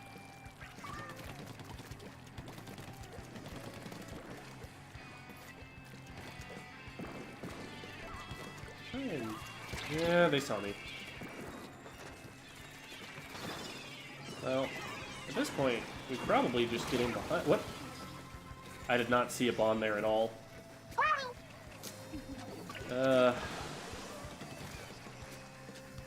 really be unfortunate if we lose it here. Although I don't think anyone's on the tower at the moment. There's going to be one on the back wall over here? Yeah, we got them. Okay. So that's 2 down. Just Blaster. Just need to find where Blaster is. Looks like they're bottom left, so... Yeah, and they're down. So we just have to keep them off the tower. We don't even need to, like, ride the tower. Just need to keep them away from it. And that was not how to do it. I'm not a huge fan of actually pushing the tower right now. So that means we push it closer to them, but okay, it worked out. It was gross, but we got the W.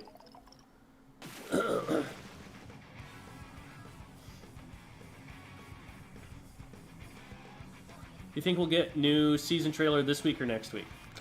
I haven't been keeping track of exactly how soon they've come. We should be getting it pretty soon.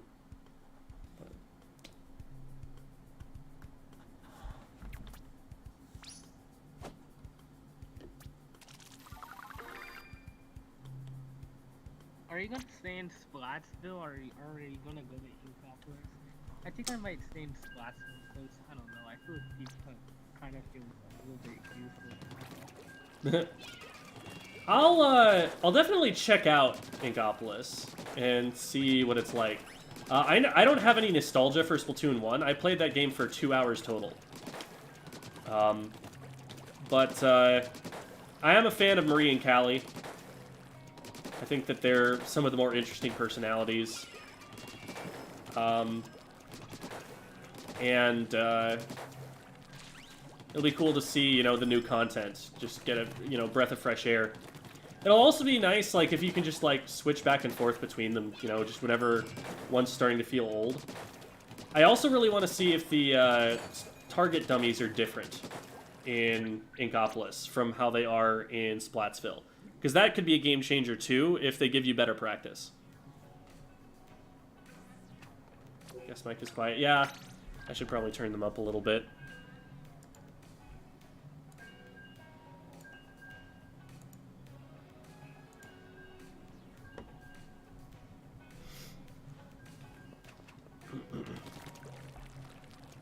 Alright. Have a good night, my European friend.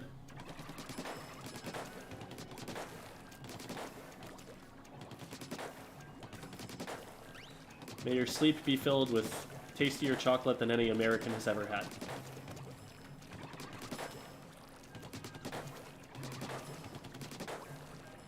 I can't believe white chocolate won.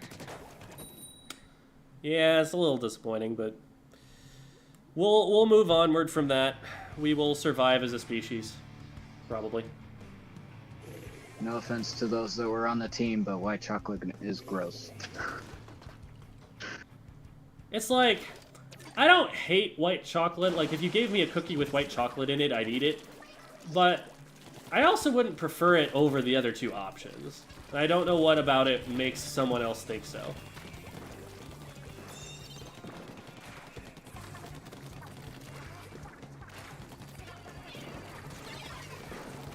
Nice.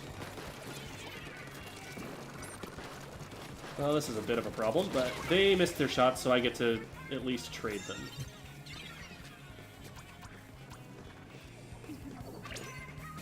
Okay, nice. We can just get up on tower and take this player out. Okay, that works. What? Was there a bomb under there? Oh, it's a wave breaker. I didn't jump over. Looked like I got hit by two things at once, though. I don't know what the first one was. This is scary. I needed to hit that third shot.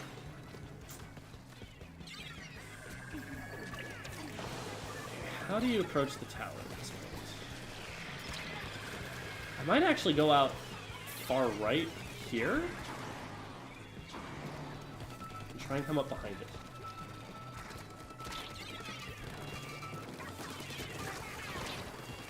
Am I dead? Yeah. It's a torpedo. Man.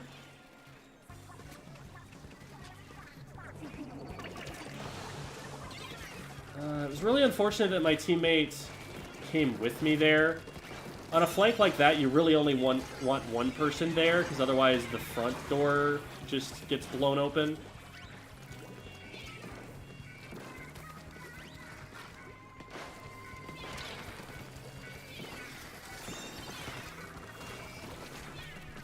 A lot of aggro manipulation and using the tower to block stuff. Okay, we're alive.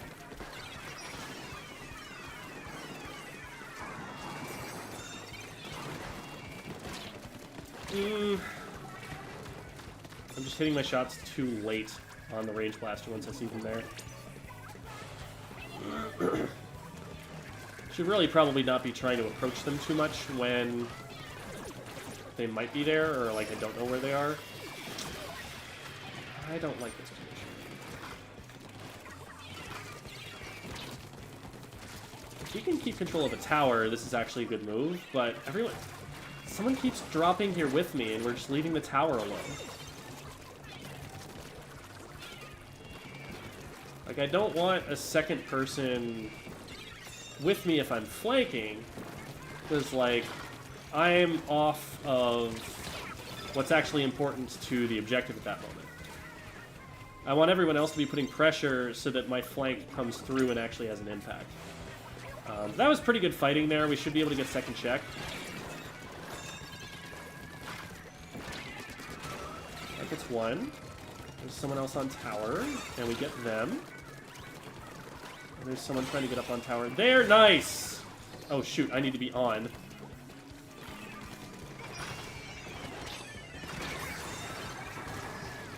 Alright, at least I traded one. Oh, but we didn't get lead, though.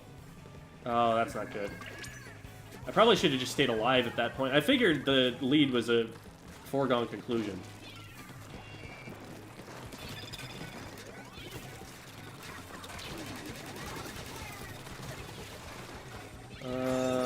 Actually, this is not what I want to do.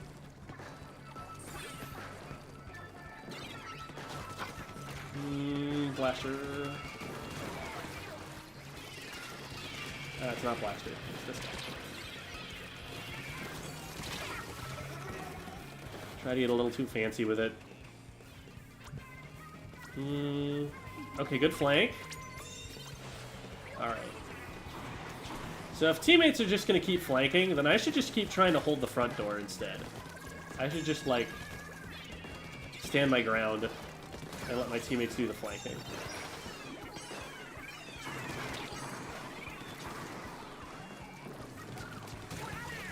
There we go. Let me get up in front of the tower here, and that's going to be hard. Or not. I think it's going to be easy. If I hit these shots, we're in good shape. Let's go! I can't see anything.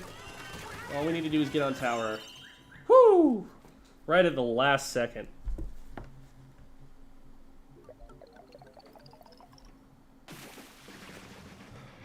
Alright.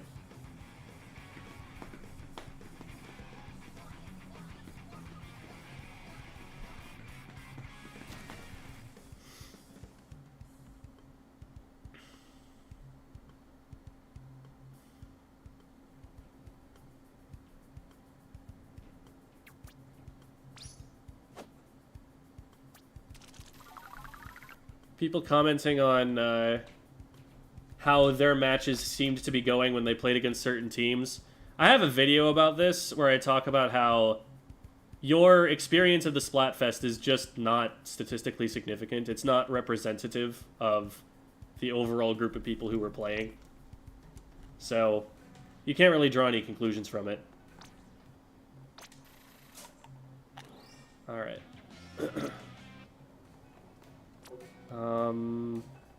Yeah, we're one game away from doing that. Let's finish this up.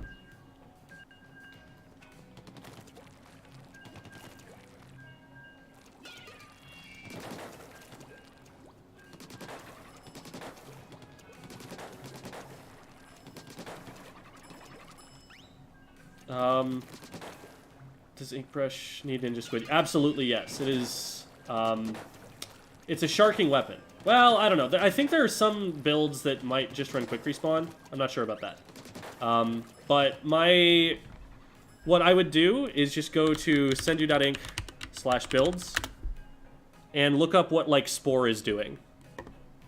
Spore is a European player who is currently the best Western ink brush player by the analysis of most people. Interesting. I'm seeing a lot of builds that actually don't run it and just run a lot of quick respawn. The idea with the brush, though, is that you're flanking and constantly threatening on an off angle so that they're forced to either pay attention to you or pay attention to the rest of your team. If they pay attention to the rest of your team, you go in and try and get a splat from, like, sharking them. And if they pay attention to you, then you hope that your team follows up on that. Ooh, that is an E-leader from an interesting position that I was not expecting. I am not going to challenge. Okay.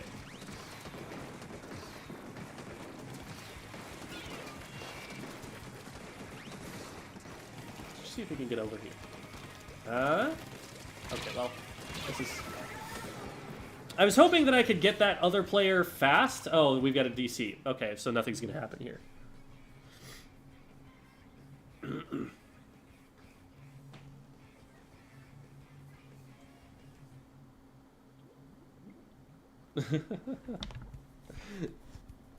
Well, Gem, I played to Ruler in all the other Splatfests, but I barely got to play in this last one.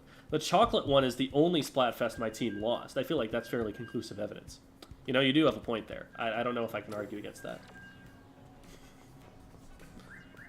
Any stringer YouTubers? Does Endbound stream or anything like that? I feel like they stream.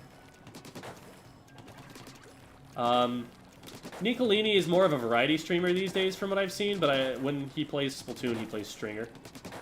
And he was top 500 in Splatoon 2.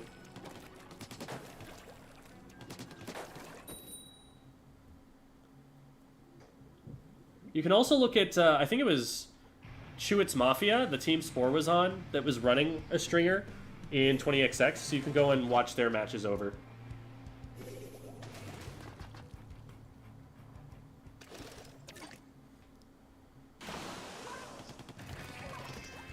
Hi, Shira. Correct me if I'm pronouncing your name incorrectly.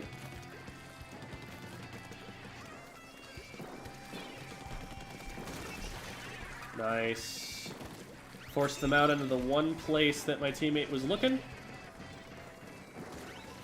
Beautiful. No, Brush, don't run away. Go get him. I gave you the tools to go get him.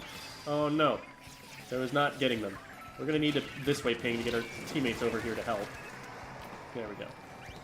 Well, if the teammate's going to take it, I mean, I don't mind if I do. Wow, we all went down immediately. Not a bad push, though. Got through checkpoint. Got some decent points. Those can theoretically win the game, probably won't. Those probably only win the game if we hold them to first checkpoint.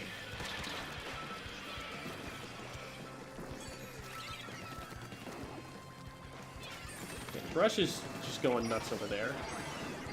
Put the tower already. Oh my god.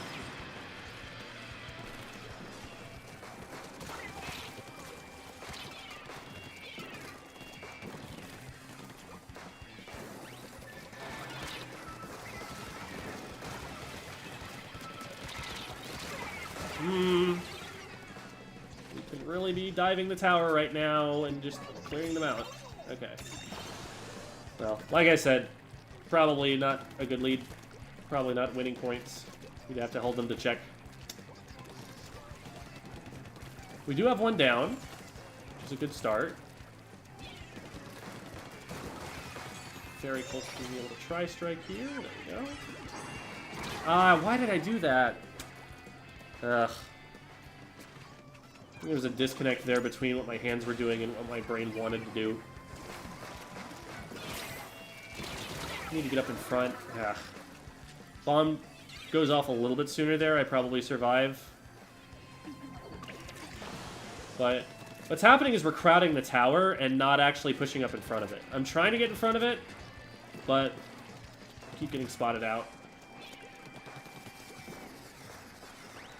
Okay, we've slowed them down to the point where they're not going to be able to get control of mid. And we actually have 2 down already, so I'm just going to immediately take it. think there's one down, like, here. They might come up behind us. I don't know where that brush went. Gotta keep an eye out for them. Okay, they're down. Cool. So this is just free loot. We don't die to the Nova. We didn't die to the Nova.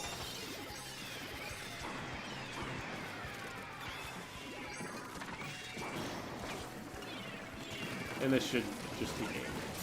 I don't see a way that we don't win off this. Let's go get it. Get on that tower. We're not getting on that tower.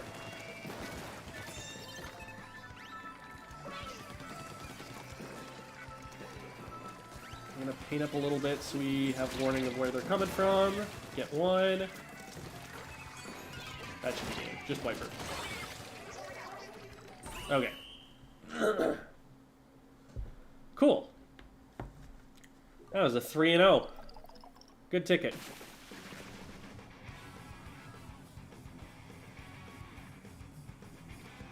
Only thing I want to see is a pro Sploosh-matic player. Yeah, you're going to need another variant for that. The Sploosh was a very good weapon when it had Splat Bomb, but without anything to poke with, it just has no way in. It was also a lot better in Splatoon 2 because there were more flank routes available. 18? Okay. That was better than 10, I guess. But right now, anybody who would, potentially be interested in playing Sploosh is probably playing Wiper instead for the hammer. Or I don't know what else you would run. If you want the hammer and like an aggressive flanking weapon, that's what you're going for. I don't know what else you're running a Sploosh for that another weapon, another kind of weapon wouldn't do better. I guess if you're trying to run in with a curling bomb, then maybe a roller is your idea. Struggling on positioning with Dynamo Roller. Yeah, so are most people. It's not in a great spot right now, but you need a place where you can use what is unique about the Dynamo Roller. So its ability to hit up over ledges, its long range, its wide hitbox. You want places that take advantage of that, while also not getting sniped by E-Leader, and that's the tough part. Because I don't know where you stand with the Dynamo in this game, or you don't get sniped by E-Leader. On Flounder Heights, there is one spot where you don't get sniped by E-Leader. It's about the best I can give you there. Struggling to get out of S rank, any advice you could give me? I have a video on that, which is how to get out of S rank, but if you want any more advice than that, it's going to need to be a much more specific question, because that is like a 15-minute video or something, and it's already building on what I've got, maybe like another 45 minutes of video from before, and that's just like the most common patterns I tend to see in players. It has nothing to do with your specific weapon, or, oh my god, they are rushing me so hard. Heck. What? Okay, well, it didn't work. Yeah, they jumped out. Okay. It's just, this is not an easy game, right? This is a relatively complex game.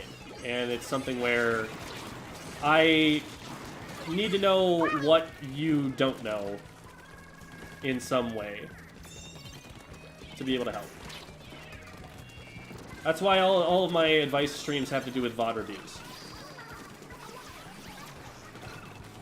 Then I can actually see what they're doing without even, your own biases about what's happening, coloring the questions you ask. Okay, we've got, like, massive control of their side of the map right now, and I would like to be able to capitalize on that somehow, but nobody's riding the tower. Man. Rush is lagging a little bit. Danger Noodle. That's a great name. Oops.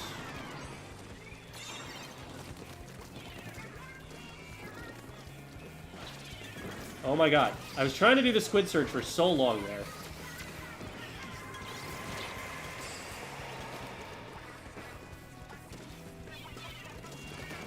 know they're up there. There we go.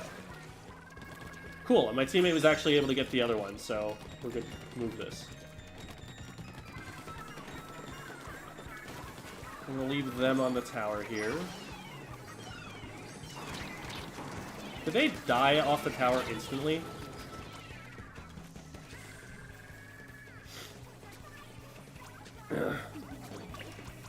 And I feel like I'm having a really big impact on the game, and we're not able to capitalize off it yet.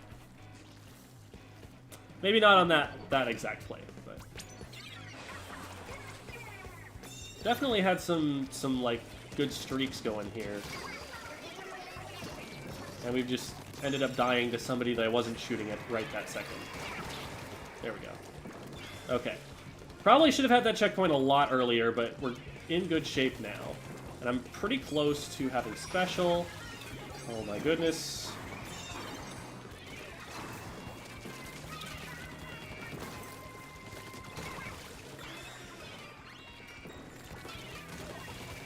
Okay. And they've got to do C. Okay, just get on the tower. There we go.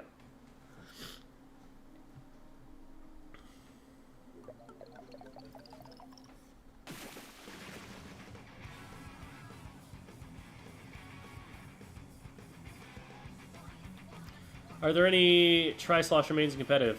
I don't know that there's anybody who mains Tri-Slosher right now. I know Shinx was running it on Ascension.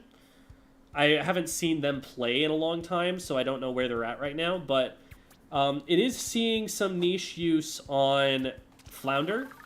Both Kyo and I forget who it was on Starburst. Someone on Starburst was running it for that map specifically.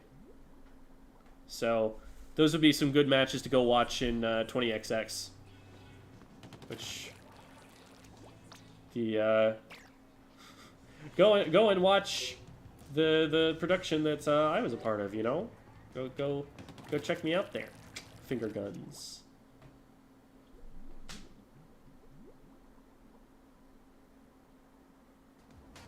I'm going to hop off VC and join on my phone because it has better connection.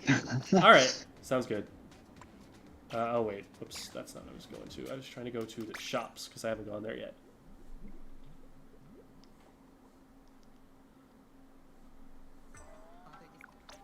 Yeah, Dapples is like, you play it for its support, but its main play style is like aggressive sharking. So it's a little bit weird to wrap your head around, but it can get kills, but like if you're only trying to play it for kills, then you're trying to run something else.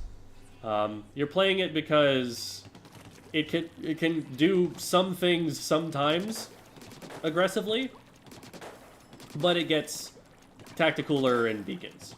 That's the main reason that it's getting run. And it's mostly only getting run for Rainmaker. I have not seen a red Dapples in competitive play outside of that, even at my level, let alone top level.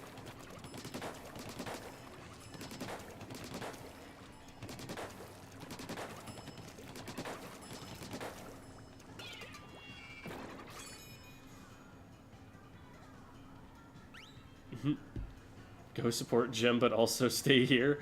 How's it going, Hasmi? Next week, by the way, all things working out, we're going to have Hasmi on the show. We're going to start, just like we did with Magic a little while back, we're going to start Squid School's stream a little bit sooner so that we can have a conversation with Hasmi about state of the game, state of the community. So that should be a good time.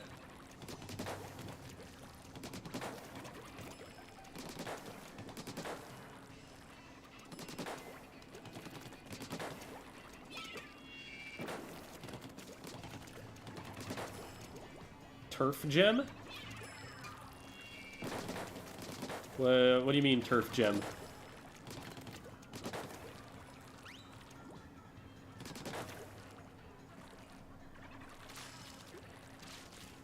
Oh, cool. You got a response. That's awesome.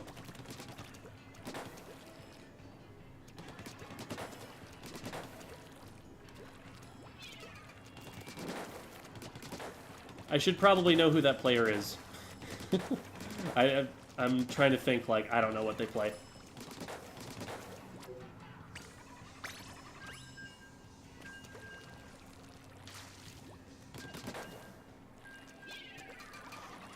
Yeah, give Try a Burst Bomb and it's immediately back in the game. It's just, Toxic Mist is really the only thing that I think is holding it back to any significant degree.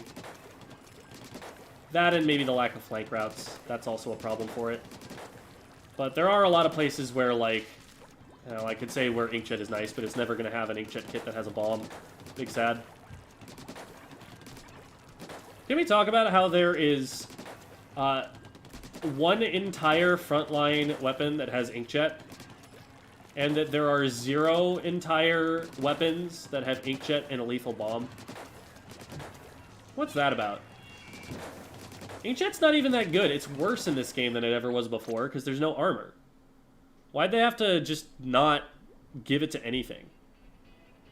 Yeah, I know that Nyagora has 3,900 XP. Nyagora is bonkers.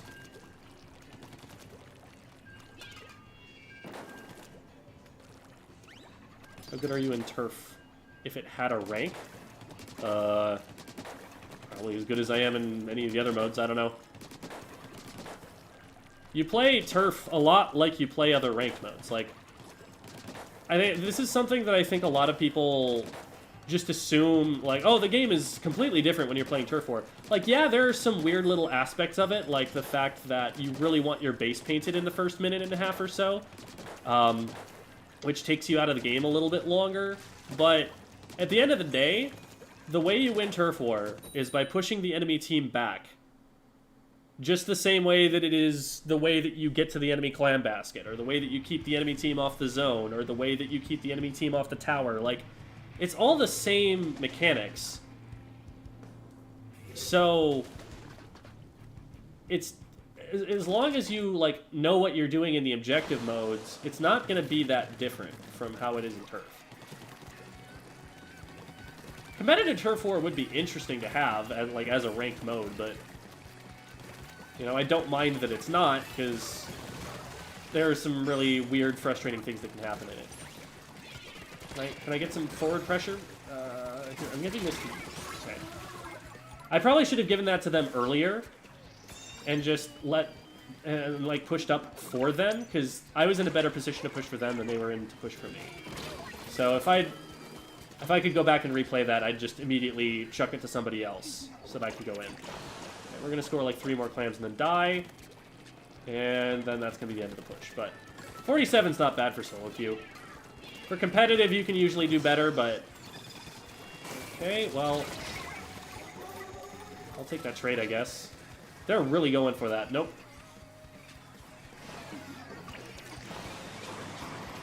Be a little careful we don't just immediately delete ourselves on that. I'm getting a lot of bombs like that. Yep.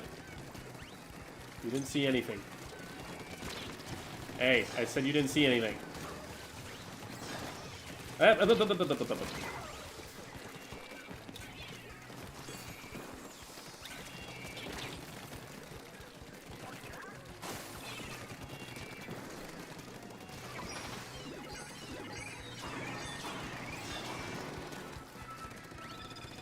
have the high ground.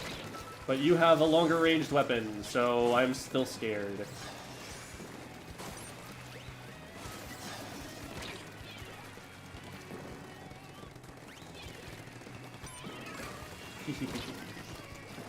I knew someone was going to be there. Someone was going to take the bait.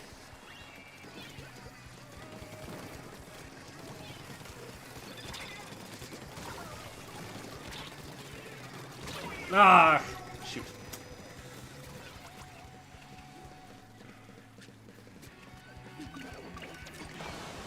I'm surprised we haven't been able to get more going here. There's been a lot of splats that we've gotten. I've never seemed to be like a special out for us to work with.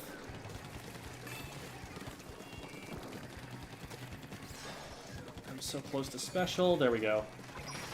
Let's launch this and see what we can do with it.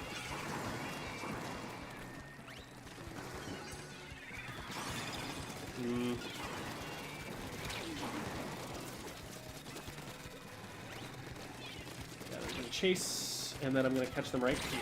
Ah! Very close. Hopefully teammates spot it. No, no, no, don't go in front of the... we could have fought that without feeding to the heavy, but...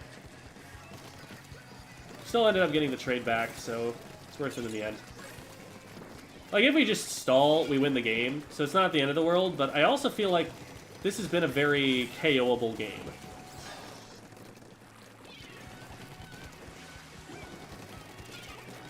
This is probably bad, but we're gonna try this. They're both weak, okay. What I did there was I isolated myself with the other player, and since they were the one who didn't know I was there, I got some free shots on them before their teammate showed up, so I was able to put it into a situation that was favorable. Nice.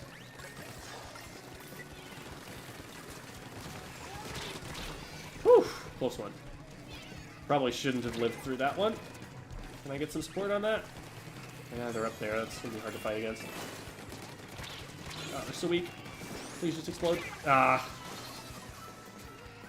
Why are we back over here? Like, we've got that many players up.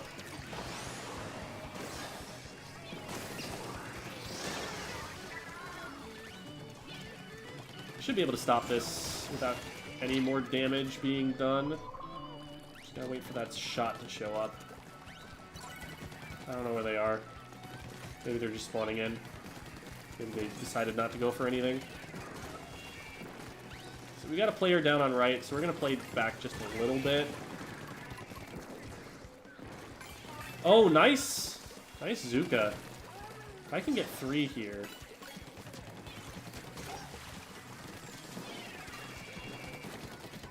Oh, they should be going after me. My teammate can run away. I probably couldn't there. Ah, I thought I got behind them. Oh, no, and we're 2 down. They're going to be able to score here. Question is how much they can score. That's 1 down. Yeah, well, that's what happens when we go 3 down in that situation. I was so close to being able to just get the 8th clam and score, but man, I really feel like we should have been doing a lot more on offense than we were.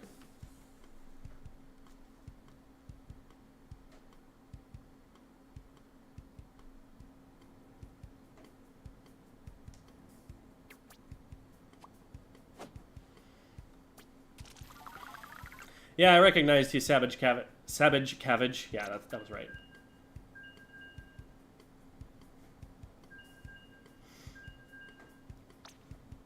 Eight and 17 is surprisingly normal for Tetra Dualies. That is just they're there to kind of go in really hard, but I never really saw them when they were going in. Like the idea there is that you want your teammates to be able to follow up on you going in. And I never really, maybe I wasn't paying enough attention to them, but I never really noticed. Thank you for the donation, Anime Hero. Hope you're feeling better. Do you have any tips for anyone who's taking a break from Splatoon and trying to get back into the groove of it? I don't know. Do what you enjoy. Play as much as you want to. You know, it'll take a little bit of time to get back into it, but you'll also have a fresh mindset for it. Alright, Cat, you are wrapped up in my cord in such a way that deeply concerns me.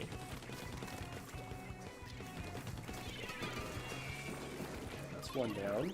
They know that I'm over here, so I'm just going to paint over there and give them the idea I'm going, but not actually commit to it. They must be over here, right? Oh no, they're over here. They're on the... Okay. Ah!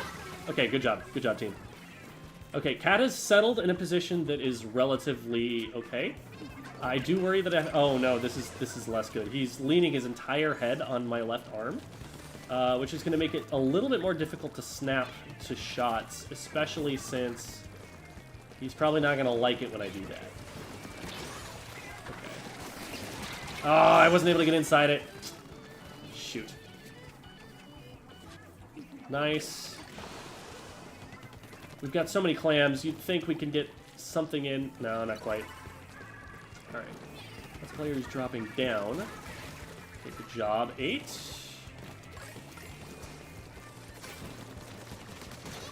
Let me help them win that fight. Oh, that's a crab tank. Let's see.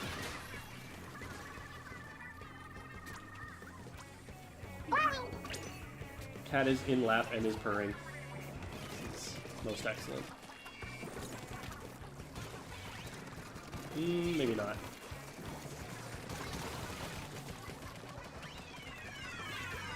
Come on, walk forward. Walk forward into my bomb. You know you want to. Put you down. I don't want any fights right now. I would like to move. Why can't I move? Looks like there was a toxic mist that... I don't know why I thought that was our team's color, because we don't have one of those.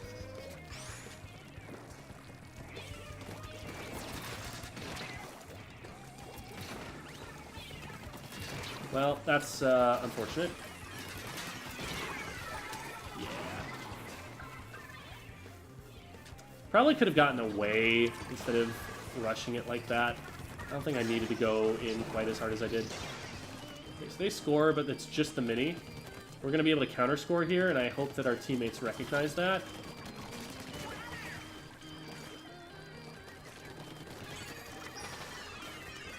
Like, we're already launching into their base here. Let's go, let's go, let's go. Move, move, move. Up 2, up 2, up 2.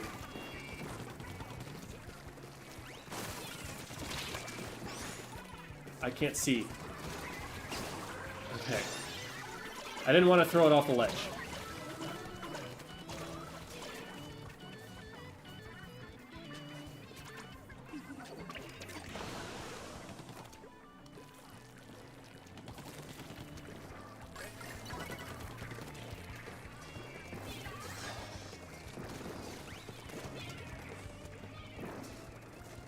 Now I'm just throwing bombs where I expect opponents are going to want to be in the next second.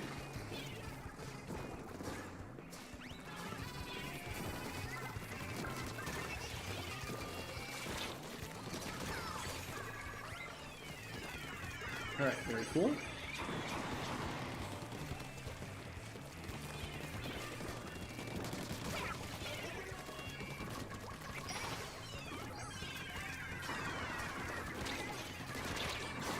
Man, you're back quick. There you go. Good job, teammate. I probably would have had that if the cat wasn't on my arm, but we still end up in the black for that. That's profit. Walk outside of that, I dare you. Okay, well. Didn't walk outside of it, but my teammate walked into it, which is just as bad.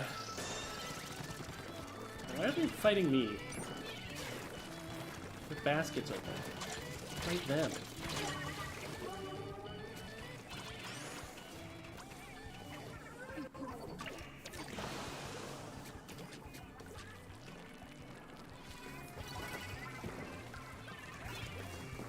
And same deal as before. If nobody takes this position, I'm just going to throw bombs from here every time. Especially if the enemy team doesn't start contesting. They're recognizing that this is a problem. And they're doing something about it. I did get one. Hopefully the teammates are able to hold off well enough for now. They probably score, but I think we can... Oh, no, we're 3 down now. This could actually be really bad. That's 2. Oh crap, there's a jump. No! Oh my god. Come on.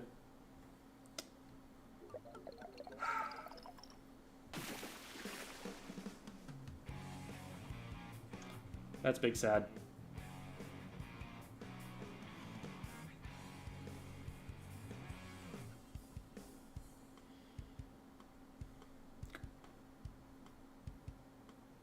Yeah, I'm fine.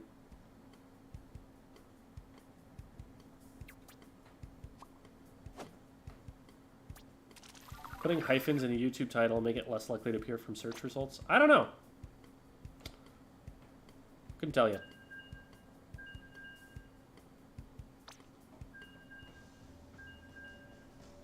Man. Okay, cat. Mwah. I love you and this is wonderful. You are interfering with my ability to play the video game. So I will scritch you for the duration of the loading time, but then I will probably remove you from my lap.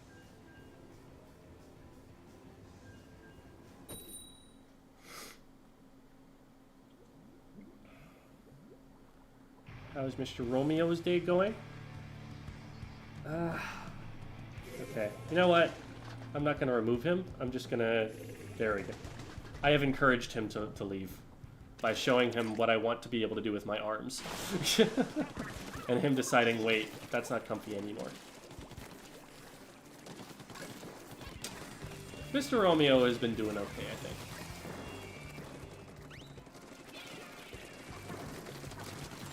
Oh no, I got shot blocked. Okay, that's the one. Still worried about who's over there.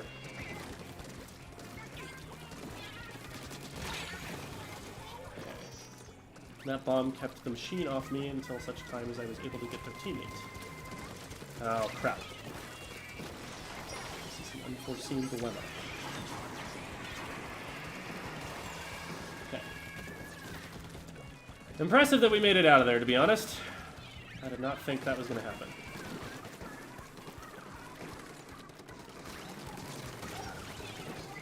Back up.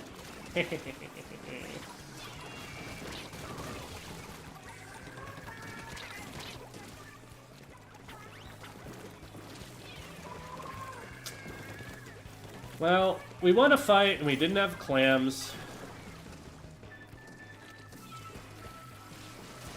Song as old as time or something like that.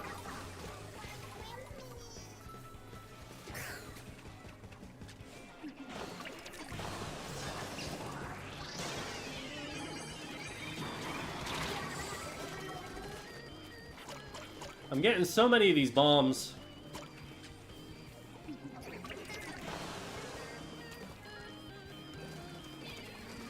Okay, they're all on the right. Got that one. Push outside it. There we go.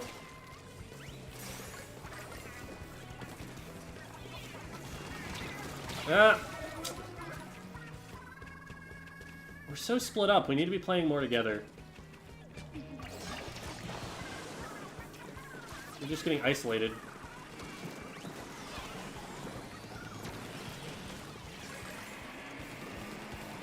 That's really good, because we've got this pinned down over here.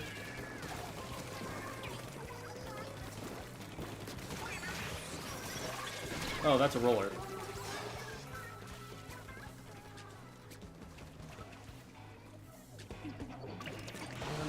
We, like, won that fight by numbers, so why does it feel like that we're losing space despite winning fight?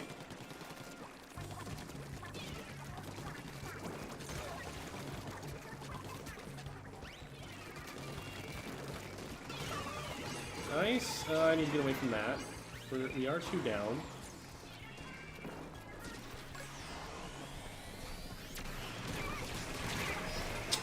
Okay. I'll take the trade, I guess. No, maybe not. Okay, we do have teammates in position to stop that. Good. That's 3 down. Now move, move, move. We gotta go. We gotta go. Get forward. Yes, there we go. That's a stagger. Let's keep this going. Keep the pressure on. Nice. We just keep this up.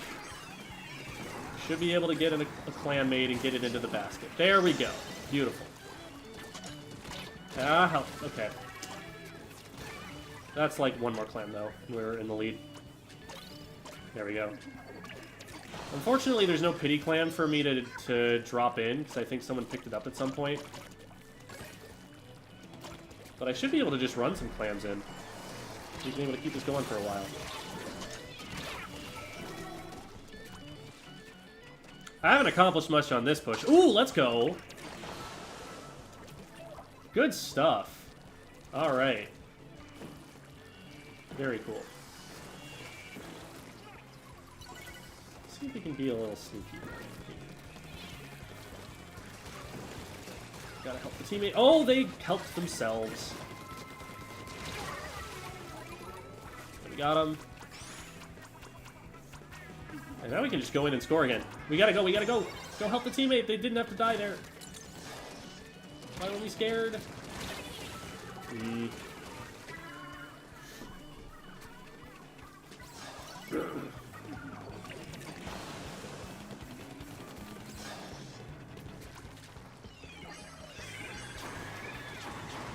We can throw this. Okay, we actually can't stop him. Man, I misplayed that. A little bit too much walk and shoot. Should have kept myself alive.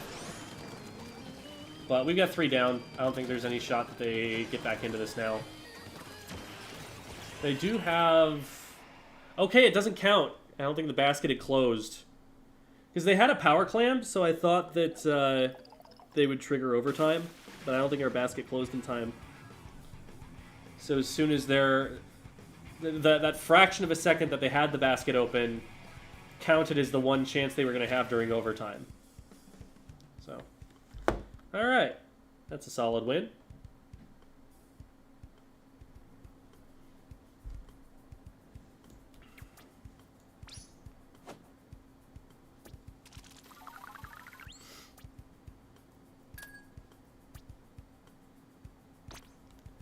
All right. I'm scared is the only call out I know. It's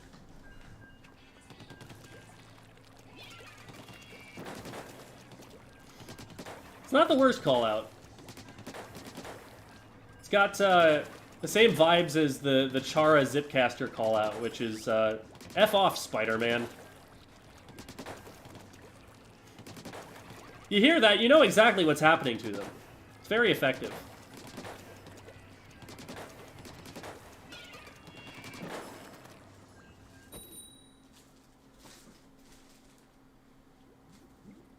GG, Speedy.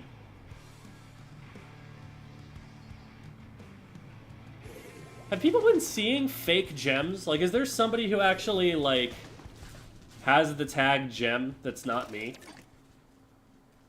I don't know if I've got, like... Do people impersonate me? Is that a thing that people would do? I don't see any reason for them to.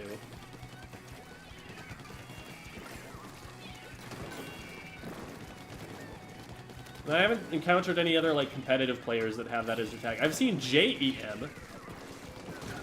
I know they're a solid player, but I don't know of anybody with a G. That was a little bit risky, because if it got thrown at me, I was in trouble there. I'm surprised we didn't get that player, but at least we have a numbers advantage here. Man, and we squandered it. I guess it's kind of hard to stop that with a combination of a Hydra and an E-Leader being two of the weapons that have to stop it, because they need charge before they can do anything. So if you catch them off-cycle, not much they can do.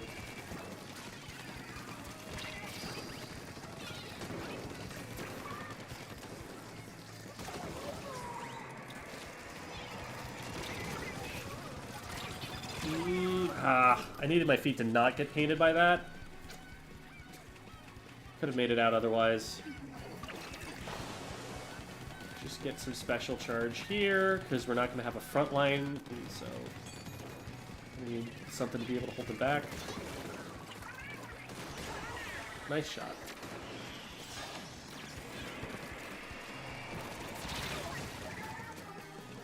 Just stop that one player? Okay, whew. I got a little closer than I wanted it to, but I don't think they have the resources to go and grab it. Maybe they do now.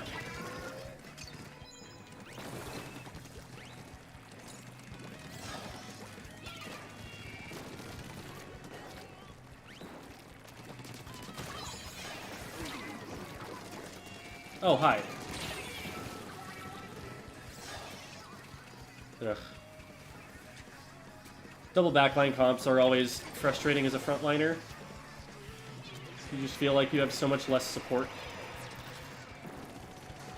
It's like if you're in range of them, then yeah, it's great, because you've got like a Hydra watching your back, but As soon as you get behind a wall, now you're just totally on your own. Good shots.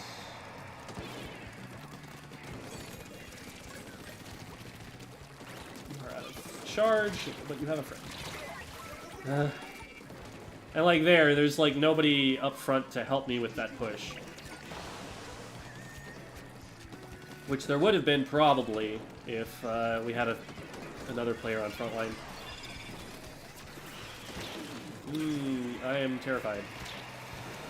Okay, we're alive.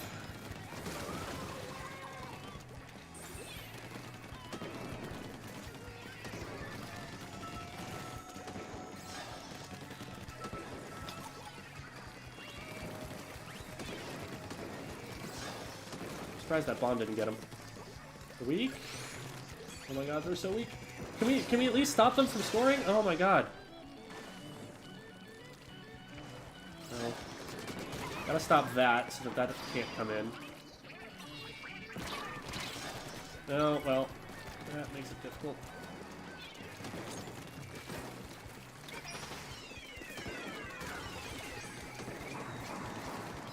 Okay, if we get this in, there's potential to score a lot. There we go. We didn't even get our pity clam in, but that's still points for sure. And that puts us past the point where a single power clam is gonna get them the lead back, which is also important. Doesn't mean we can't lose it though.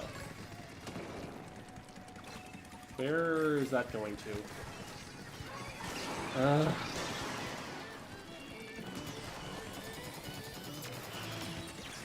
Man, I shredded it too.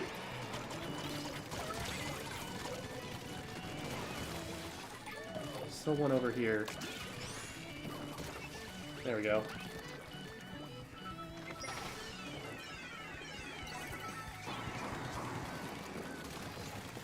I got one. Tossing this back. Man. We need to save that. No, actually, we don't. We've got the pity clam. But we're going to try and save it anyway and die doing it. Alright. Well, this is the only play at this point. Oh my god. I don't think our Tetras knew that we didn't need to save that either. We had the pity clam. Now they're just going to score on us. Ugh, that was gross.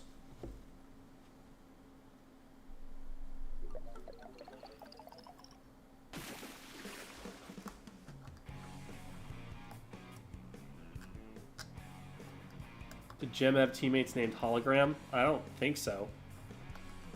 I haven't been keeping track of like what teams they've been on recently, but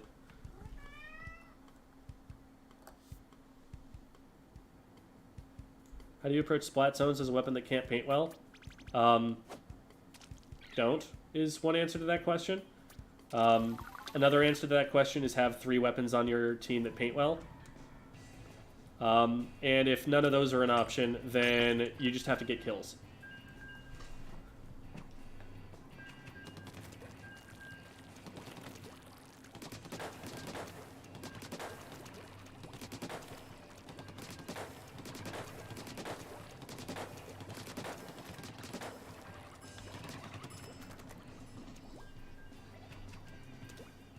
Just wanted to say I appreciate you and your channel. New to the game and loving it. Awesome. Glad you're finding it helpful.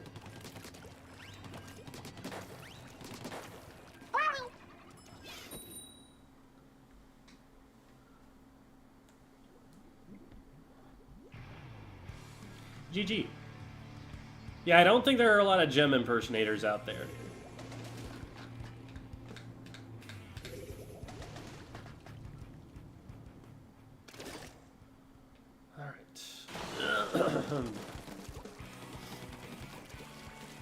This should probably be the last ticket here. I'm starting to get hungry. I know I don't play as well when I'm hungry.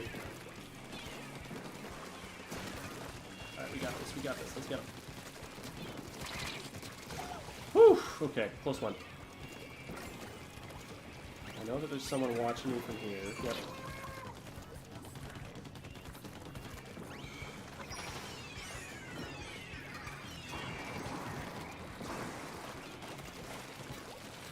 We can get the Tetris here.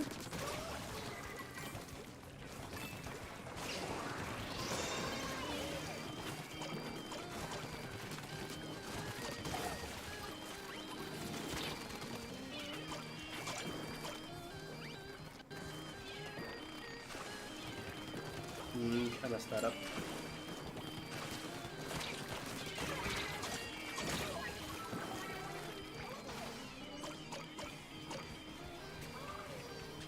All right.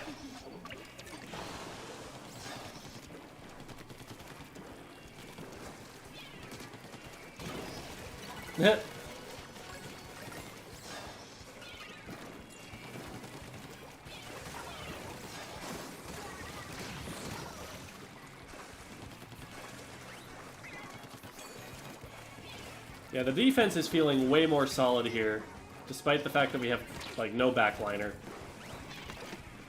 We're able to rotate better. Nobody has to worry about having charge. Nice.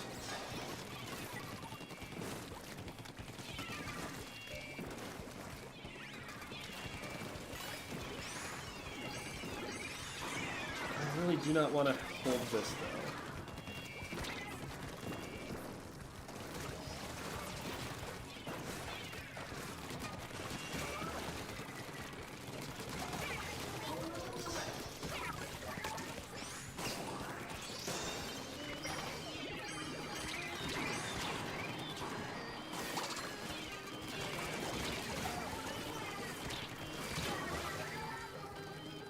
Alright. That's some good progress.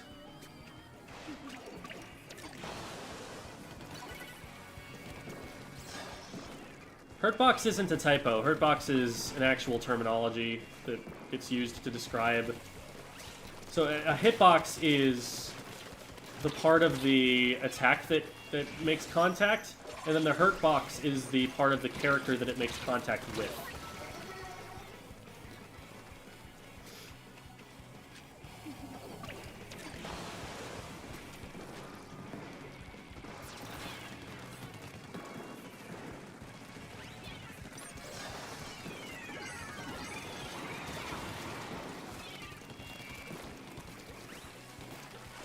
Okay, sure, go all the way back. That's cool, that relieves a lot of pressure on us, and then we get to get back in and defend, I would hope. I would think. Maybe? Oh, this is bad.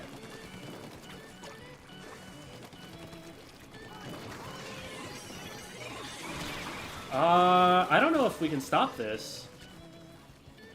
Okay, they didn't get any clams in, but we got lucky there. And we still do not have control of our base.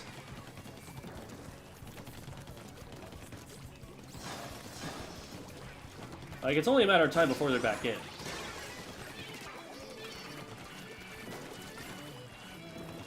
We've at least got this under control here, because they cannot approach that. I told you can't approach that.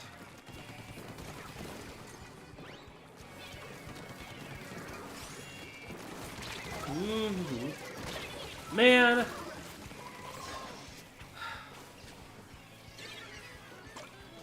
We actually lose. Probably. Wait. Okay. We've got a chance. What are we this weighing? We need to be up in their base right now.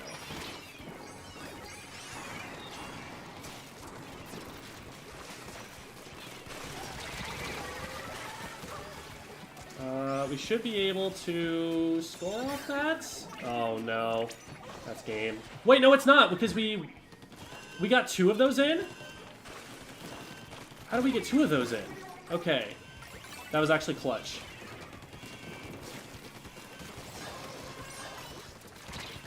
I need to hit this. Okay.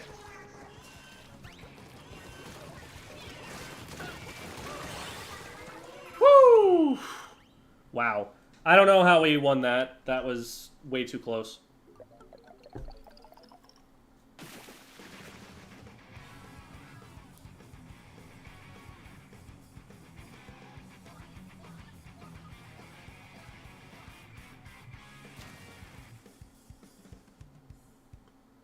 You say your team is rotating better. What does that mean?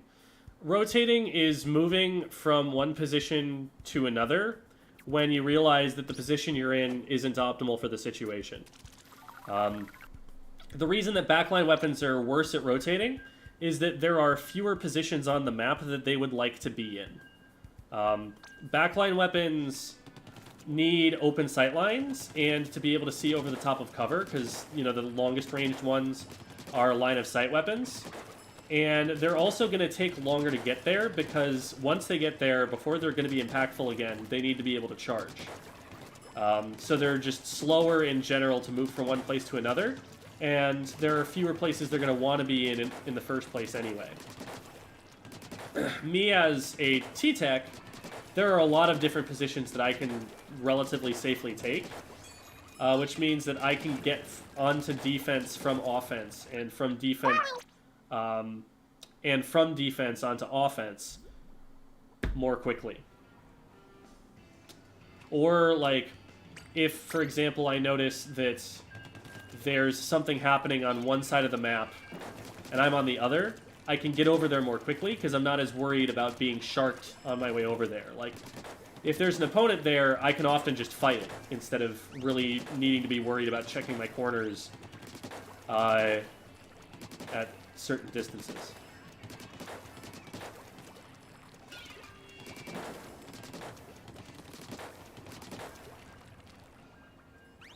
How do I go about requesting a game analysis with Metafy? The link is on the link tree right there. Thank you, Jules. Appreciate it. Something online that talks about Splatoon's Inkling hurt boxes. All I know is that it conforms pretty closely to the shape of your character, which means that squid form hitboxes or hurt boxes are smaller in terms of overall surface area, but worse for using the tower pole for cover, since you're skinnier when you're standing up.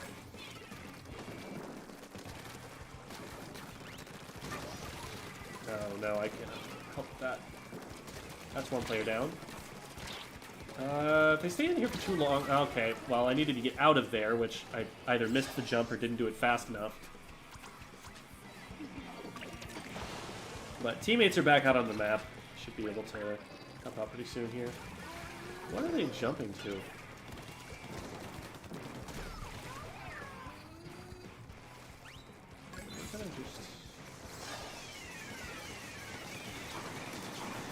Oh, I didn't hit all three.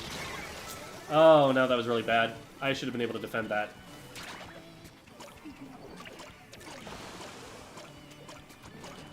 Oh my god, that was awful. I could have stalled that a lot longer. They still would have gotten a lot of points, but it wouldn't have been 39. Or down to 39.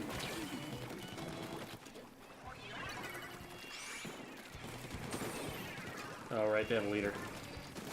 Should probably have remembered that. Okay, let's go.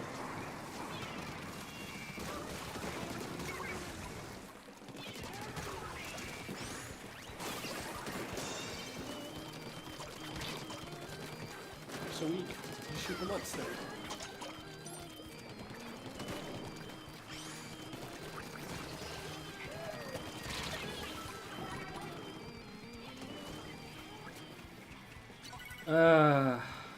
Man. I was hoping that with two of them distracted, the team would be able to shepherd that clam in and keep it going.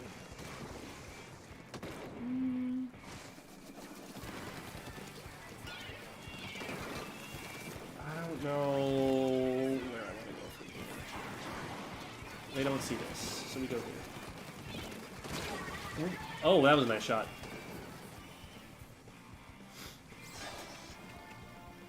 We are not in the way of the power clams here. They can just kind of walk in.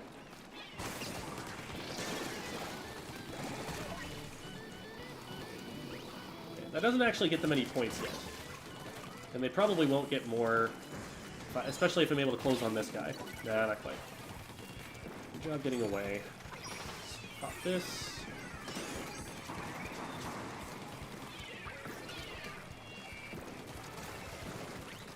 Scoot over here. Okay. Distracted long enough that teammates were able to follow up. Where are the clams at? There it is.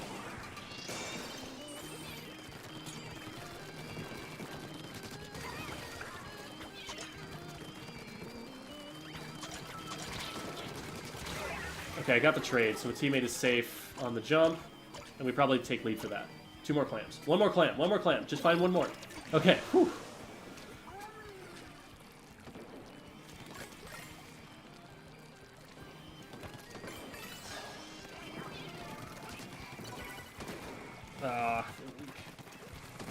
But I cannot stay. Oh man, that jump is so dead. Oh, let's go, I saved it.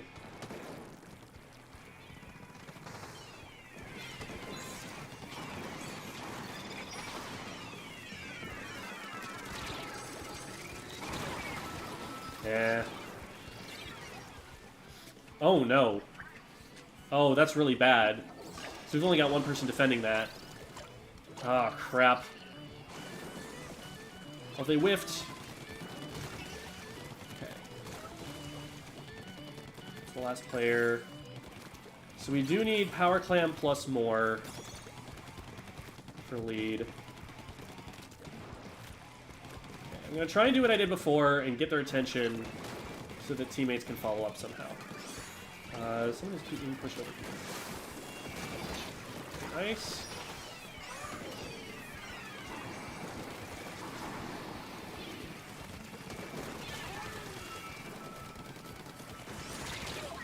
Crud. That was close to working. We need a power clam in 10 seconds. Oh, we actually have the pity, so we're fine there. But... okay, they saw that coming. That was good eye. I've been going there every time, so it makes sense that they would look for it. How are you moving like that in a way that doesn't get you shot? Okay, well, we lose.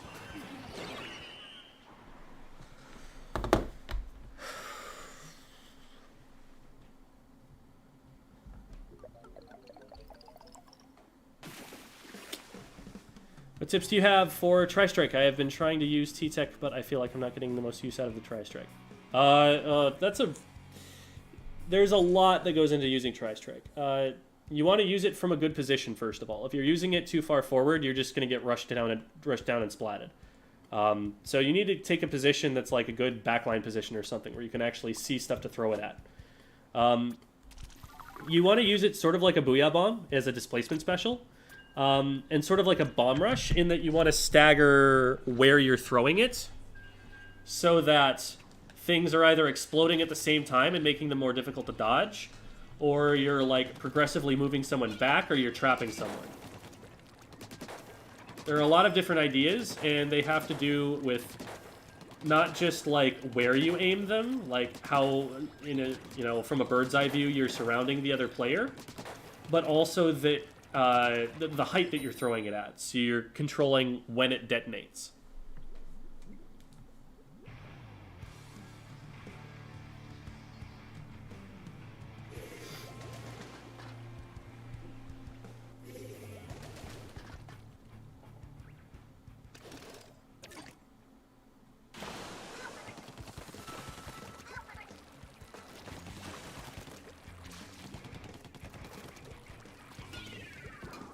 That was a phenomenal bomb right there. I'm so proud that I threw that.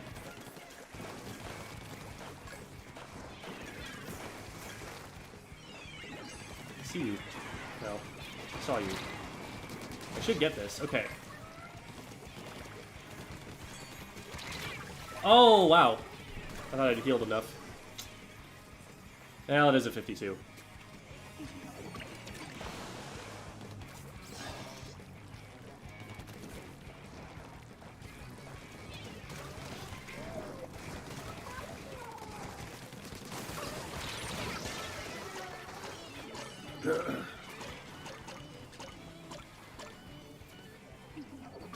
Well, I got 2. Oh no.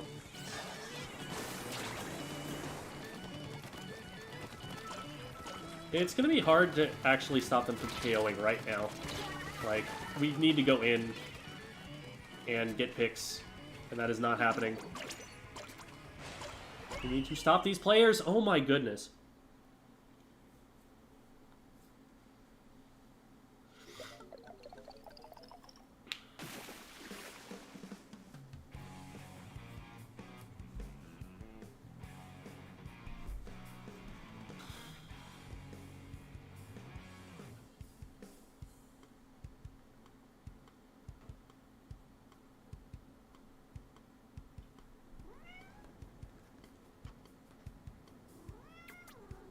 Hi there, cat. Alright, we'll finish this ticket out, win or lose, and then we'll call it.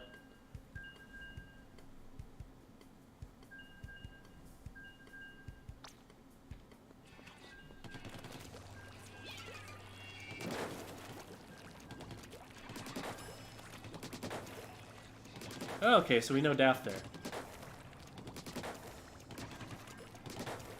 What team does Daft play for? Looked like they had a team tag on it.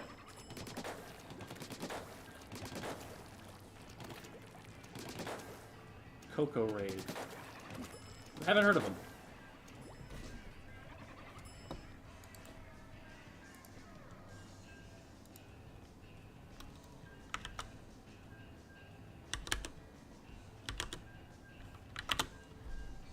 Looks like they're not in Ludi this season, or last season, I guess, because... Isn't it over by now? Haven't they done, like, the playoffs and everything and figured it all out?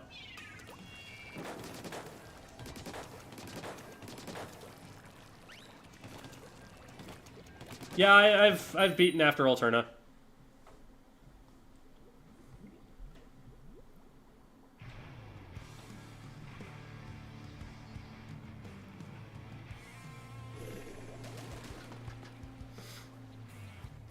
Slosher Deco players you recommend watching? I'm not seeing a ton of them right now. Seeing a lot more Machine and Try,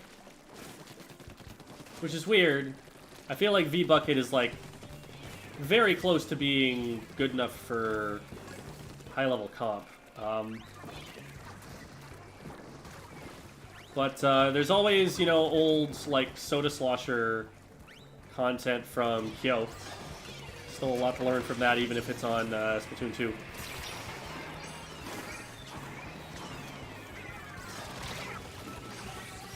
Okay, well, we let them in from the front. I guess they kind of snuck through in the Booyah Bomb or something, but it's one of the places that we need to check.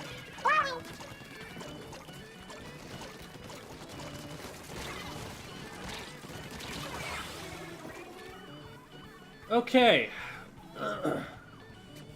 I feel like I should play a little bit more defensive, because I'm not super happy with how we're locking down our angles here. We're letting players in ways that I don't expect will be left open by competitive players that I would play on a team with.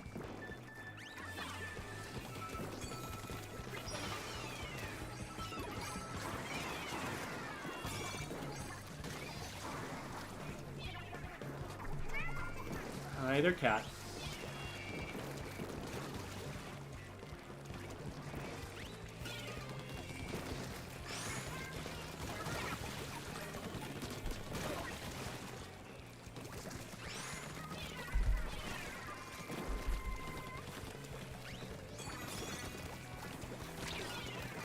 Don't follow me everywhere with the power clams. The goal is to get the attention off of you so that you can score.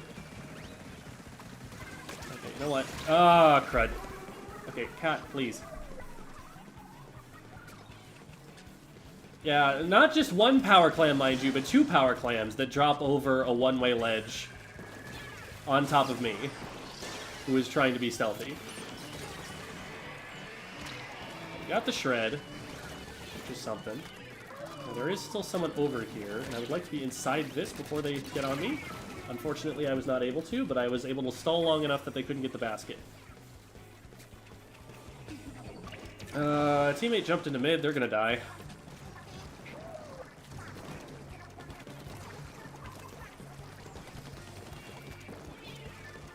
Not painted whatsoever.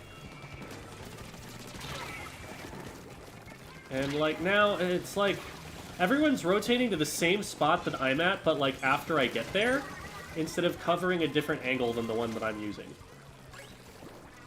Is what it feels like there.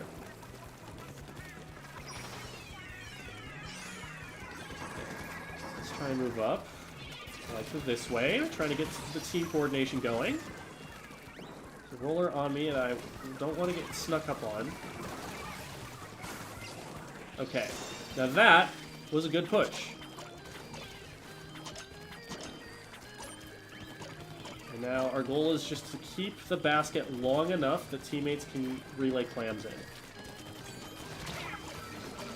We just need another one. There we go. Perfect. Okay. Now that was a really good play. And in fact, it's even good enough that they can't just win off of a single power clan.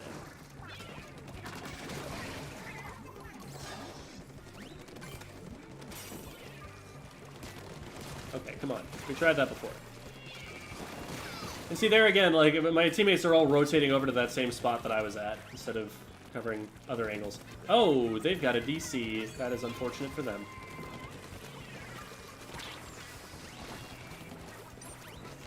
Did we get our push before or after the DC? I got outplayed there. We don't want to get too caught up on this fight here. We don't want to get snuck up on through the front door. Looks like they're all focusing on the right side, though. We've got time to rotate.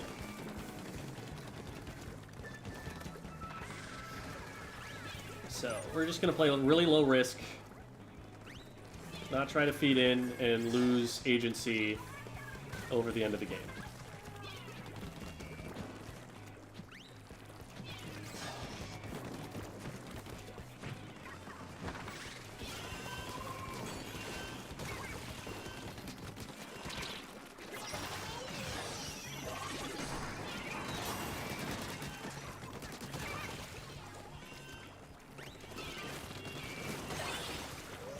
All right, we did it.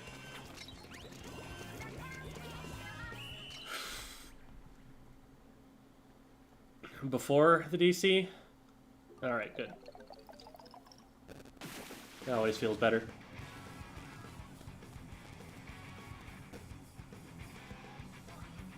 /S is a tone indicator. It means sarcastic. Since you can't hear the way that someone's saying something when they type it, people use tone indicators like that to indicate how it should be read. Any advice on how to play Flounder Heights as a short-range shooter? Struggling with... I'm trying to use walls to get kills, but I find Surge... Literally never use Surge, is my take. That's not quite literally never. But, like, the only time that I think Squid Surge is ever useful is if you're on a wall where the top part of it isn't painted and you need to get over the top. The iframes are useless because you will still be splatted before you hit the ground anyway. Despite... Not even iframes, the armor. Like, Squid Surge is borderline useless. There are very, very niche use cases for it, and otherwise, you just never go for it. So, that's one thing. Your goal is to use the walls to stay out of sight of things that are longer ranged than you. So whether that means you're going for kills or that you're just... Oh my god, Cat. You are getting sprayed for this. Whether that means that you're trying to use them to go for kills or that you're trying to just sneak around and get behind them before you go for something. You know... It all depends, but you are pretty well off on Flounder until you run up against weapons that can hit around, like, corners, like blasters or sloshers or something. Those are a little bit more dangerous. You have to respect not just the line of sight that they have on you, but the amount of space around that ledger corner that they can hit you. And that can be challenging to do.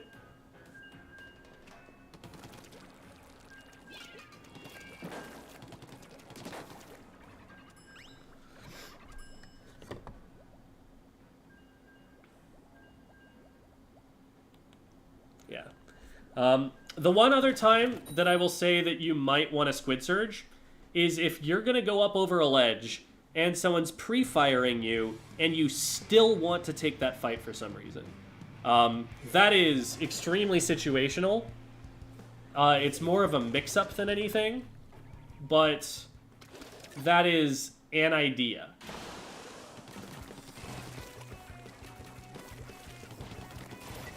But otherwise, it's just better not to.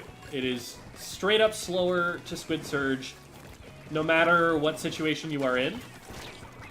Unless, like we talked about, the top of it isn't painted for you. And you control whether it's painted when you first go up the wall, so...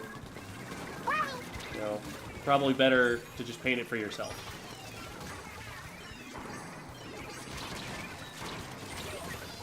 Okay, we trade there. Hopefully team can get a little bit further forward. We do have a weird comp for pushing up. But we're at least going to be able to get some control here. I should probably keep myself alive and play support a bit, because the rollers are going to need the paint that I can put down to be able to move in and be impactful.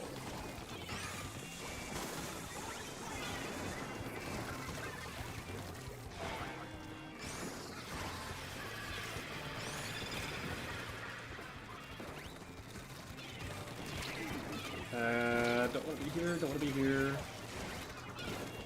Ah. Okay, no brush coming in for there.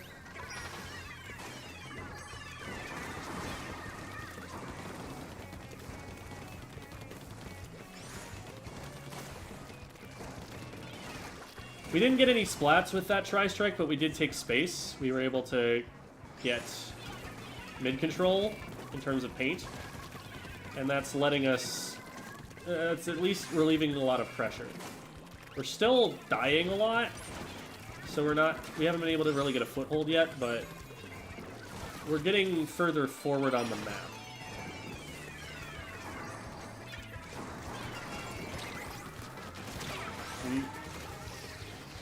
Man, that was a time where I, you know, in a coordinated setting, that probably wouldn't have gone that way, because I would have known that my teammates were going to push left instead of pushing with me.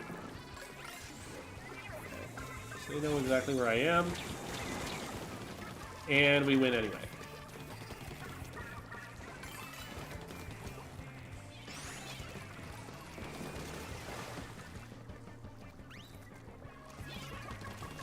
Oh no, I missed. We're so weak.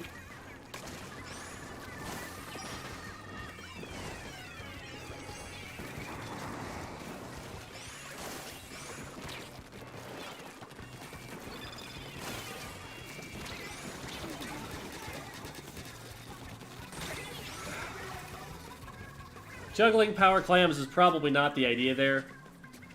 You can always just get one of them in and then score the second one later. But juggling them takes extra time and makes it less safe because it's more obvious where you're going.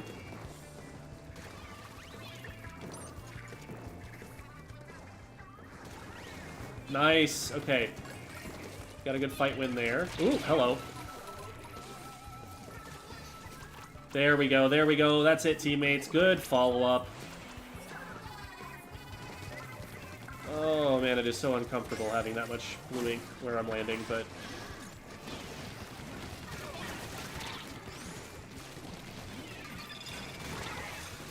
Nice.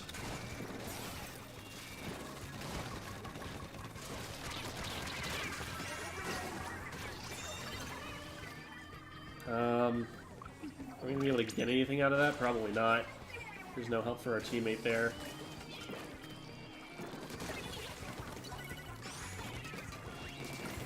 Oh, crap. He got past me. Okay, we're good, I think? Yes.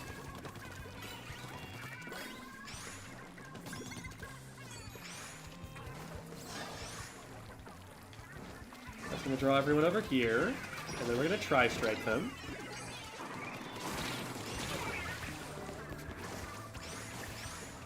We got one more, we got two, let's go.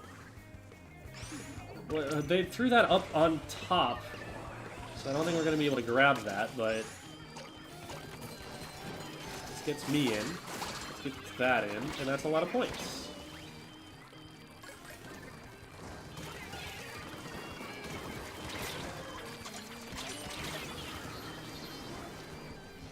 And that got me Tacticaler too, right? Oh no, it didn't.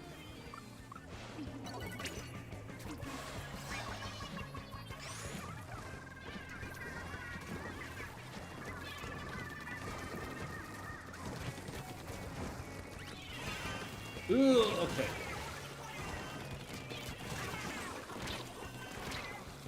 Just need to not die to missiles.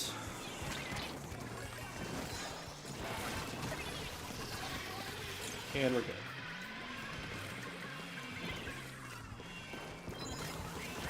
Beautiful. Okay. Whew. That was pretty well played.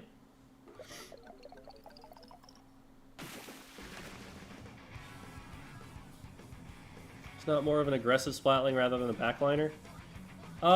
It's like a midline anchor sort of deal. It plays kind of similarly to how a Flingza will, except more focused on kills than paint.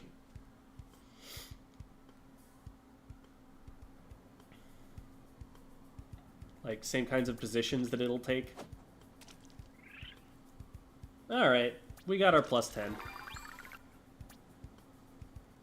It's not the same as the minus 30 whatever that we lost, but we got our plus 10.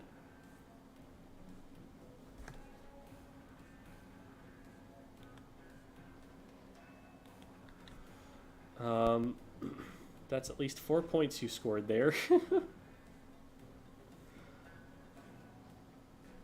Alright, well, that is going to do it for the stream.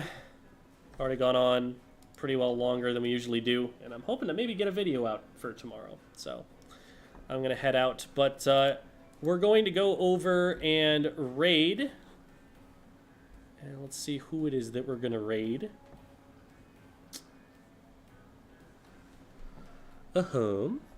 This is not the screen where I usually try to figure out who we're going to raid. We'll go and raid Rafa. So thank you everybody for watching. If you want a VOD review like the one that was done on stream today, what you're going to do is get into the Discord server and DM me. You can also find on that same set of links my Medify account, where those are paid lessons, unlike the free ones that were today, but you don't have to wait anywhere near as long. So if that's worth it to you, then that is also an option. I also have a Patreon account if you would like to support me in that way for the YouTube content that I make and to get input on the Silly Comp Sundays rosters, or the compositions that we're going to play, the weapons that we're going to play. And then there's also the YouTube, the Twitch, the TikTok, the Twitter, you know, all of that stuff at those links. Really appreciate all of y'all for supporting me through the HelloFresh drive. That is now over. It's been closed out, I believe, and everything like that. But I think last I checked, it looked like we made the goal, which is awesome. And I appreciate all of you guys for helping me get there. So, I think that's all I've got to shill for now. Thanks everybody for watching. We're going to go and raid Rafa. Rafa is a really strong Luna Blaster player. Has been since probably Splatoon 1, I think. And it looks like they're playing some ranked right now as well. So let's head on over there. Oh, and for those of you who are watching on YouTube, let me get the link up to Rafa's channel before we go over. Okay. There that is. So everybody on YouTube's YouTube side can join us as we head on over. We're going to go raid out. Thanks, everybody.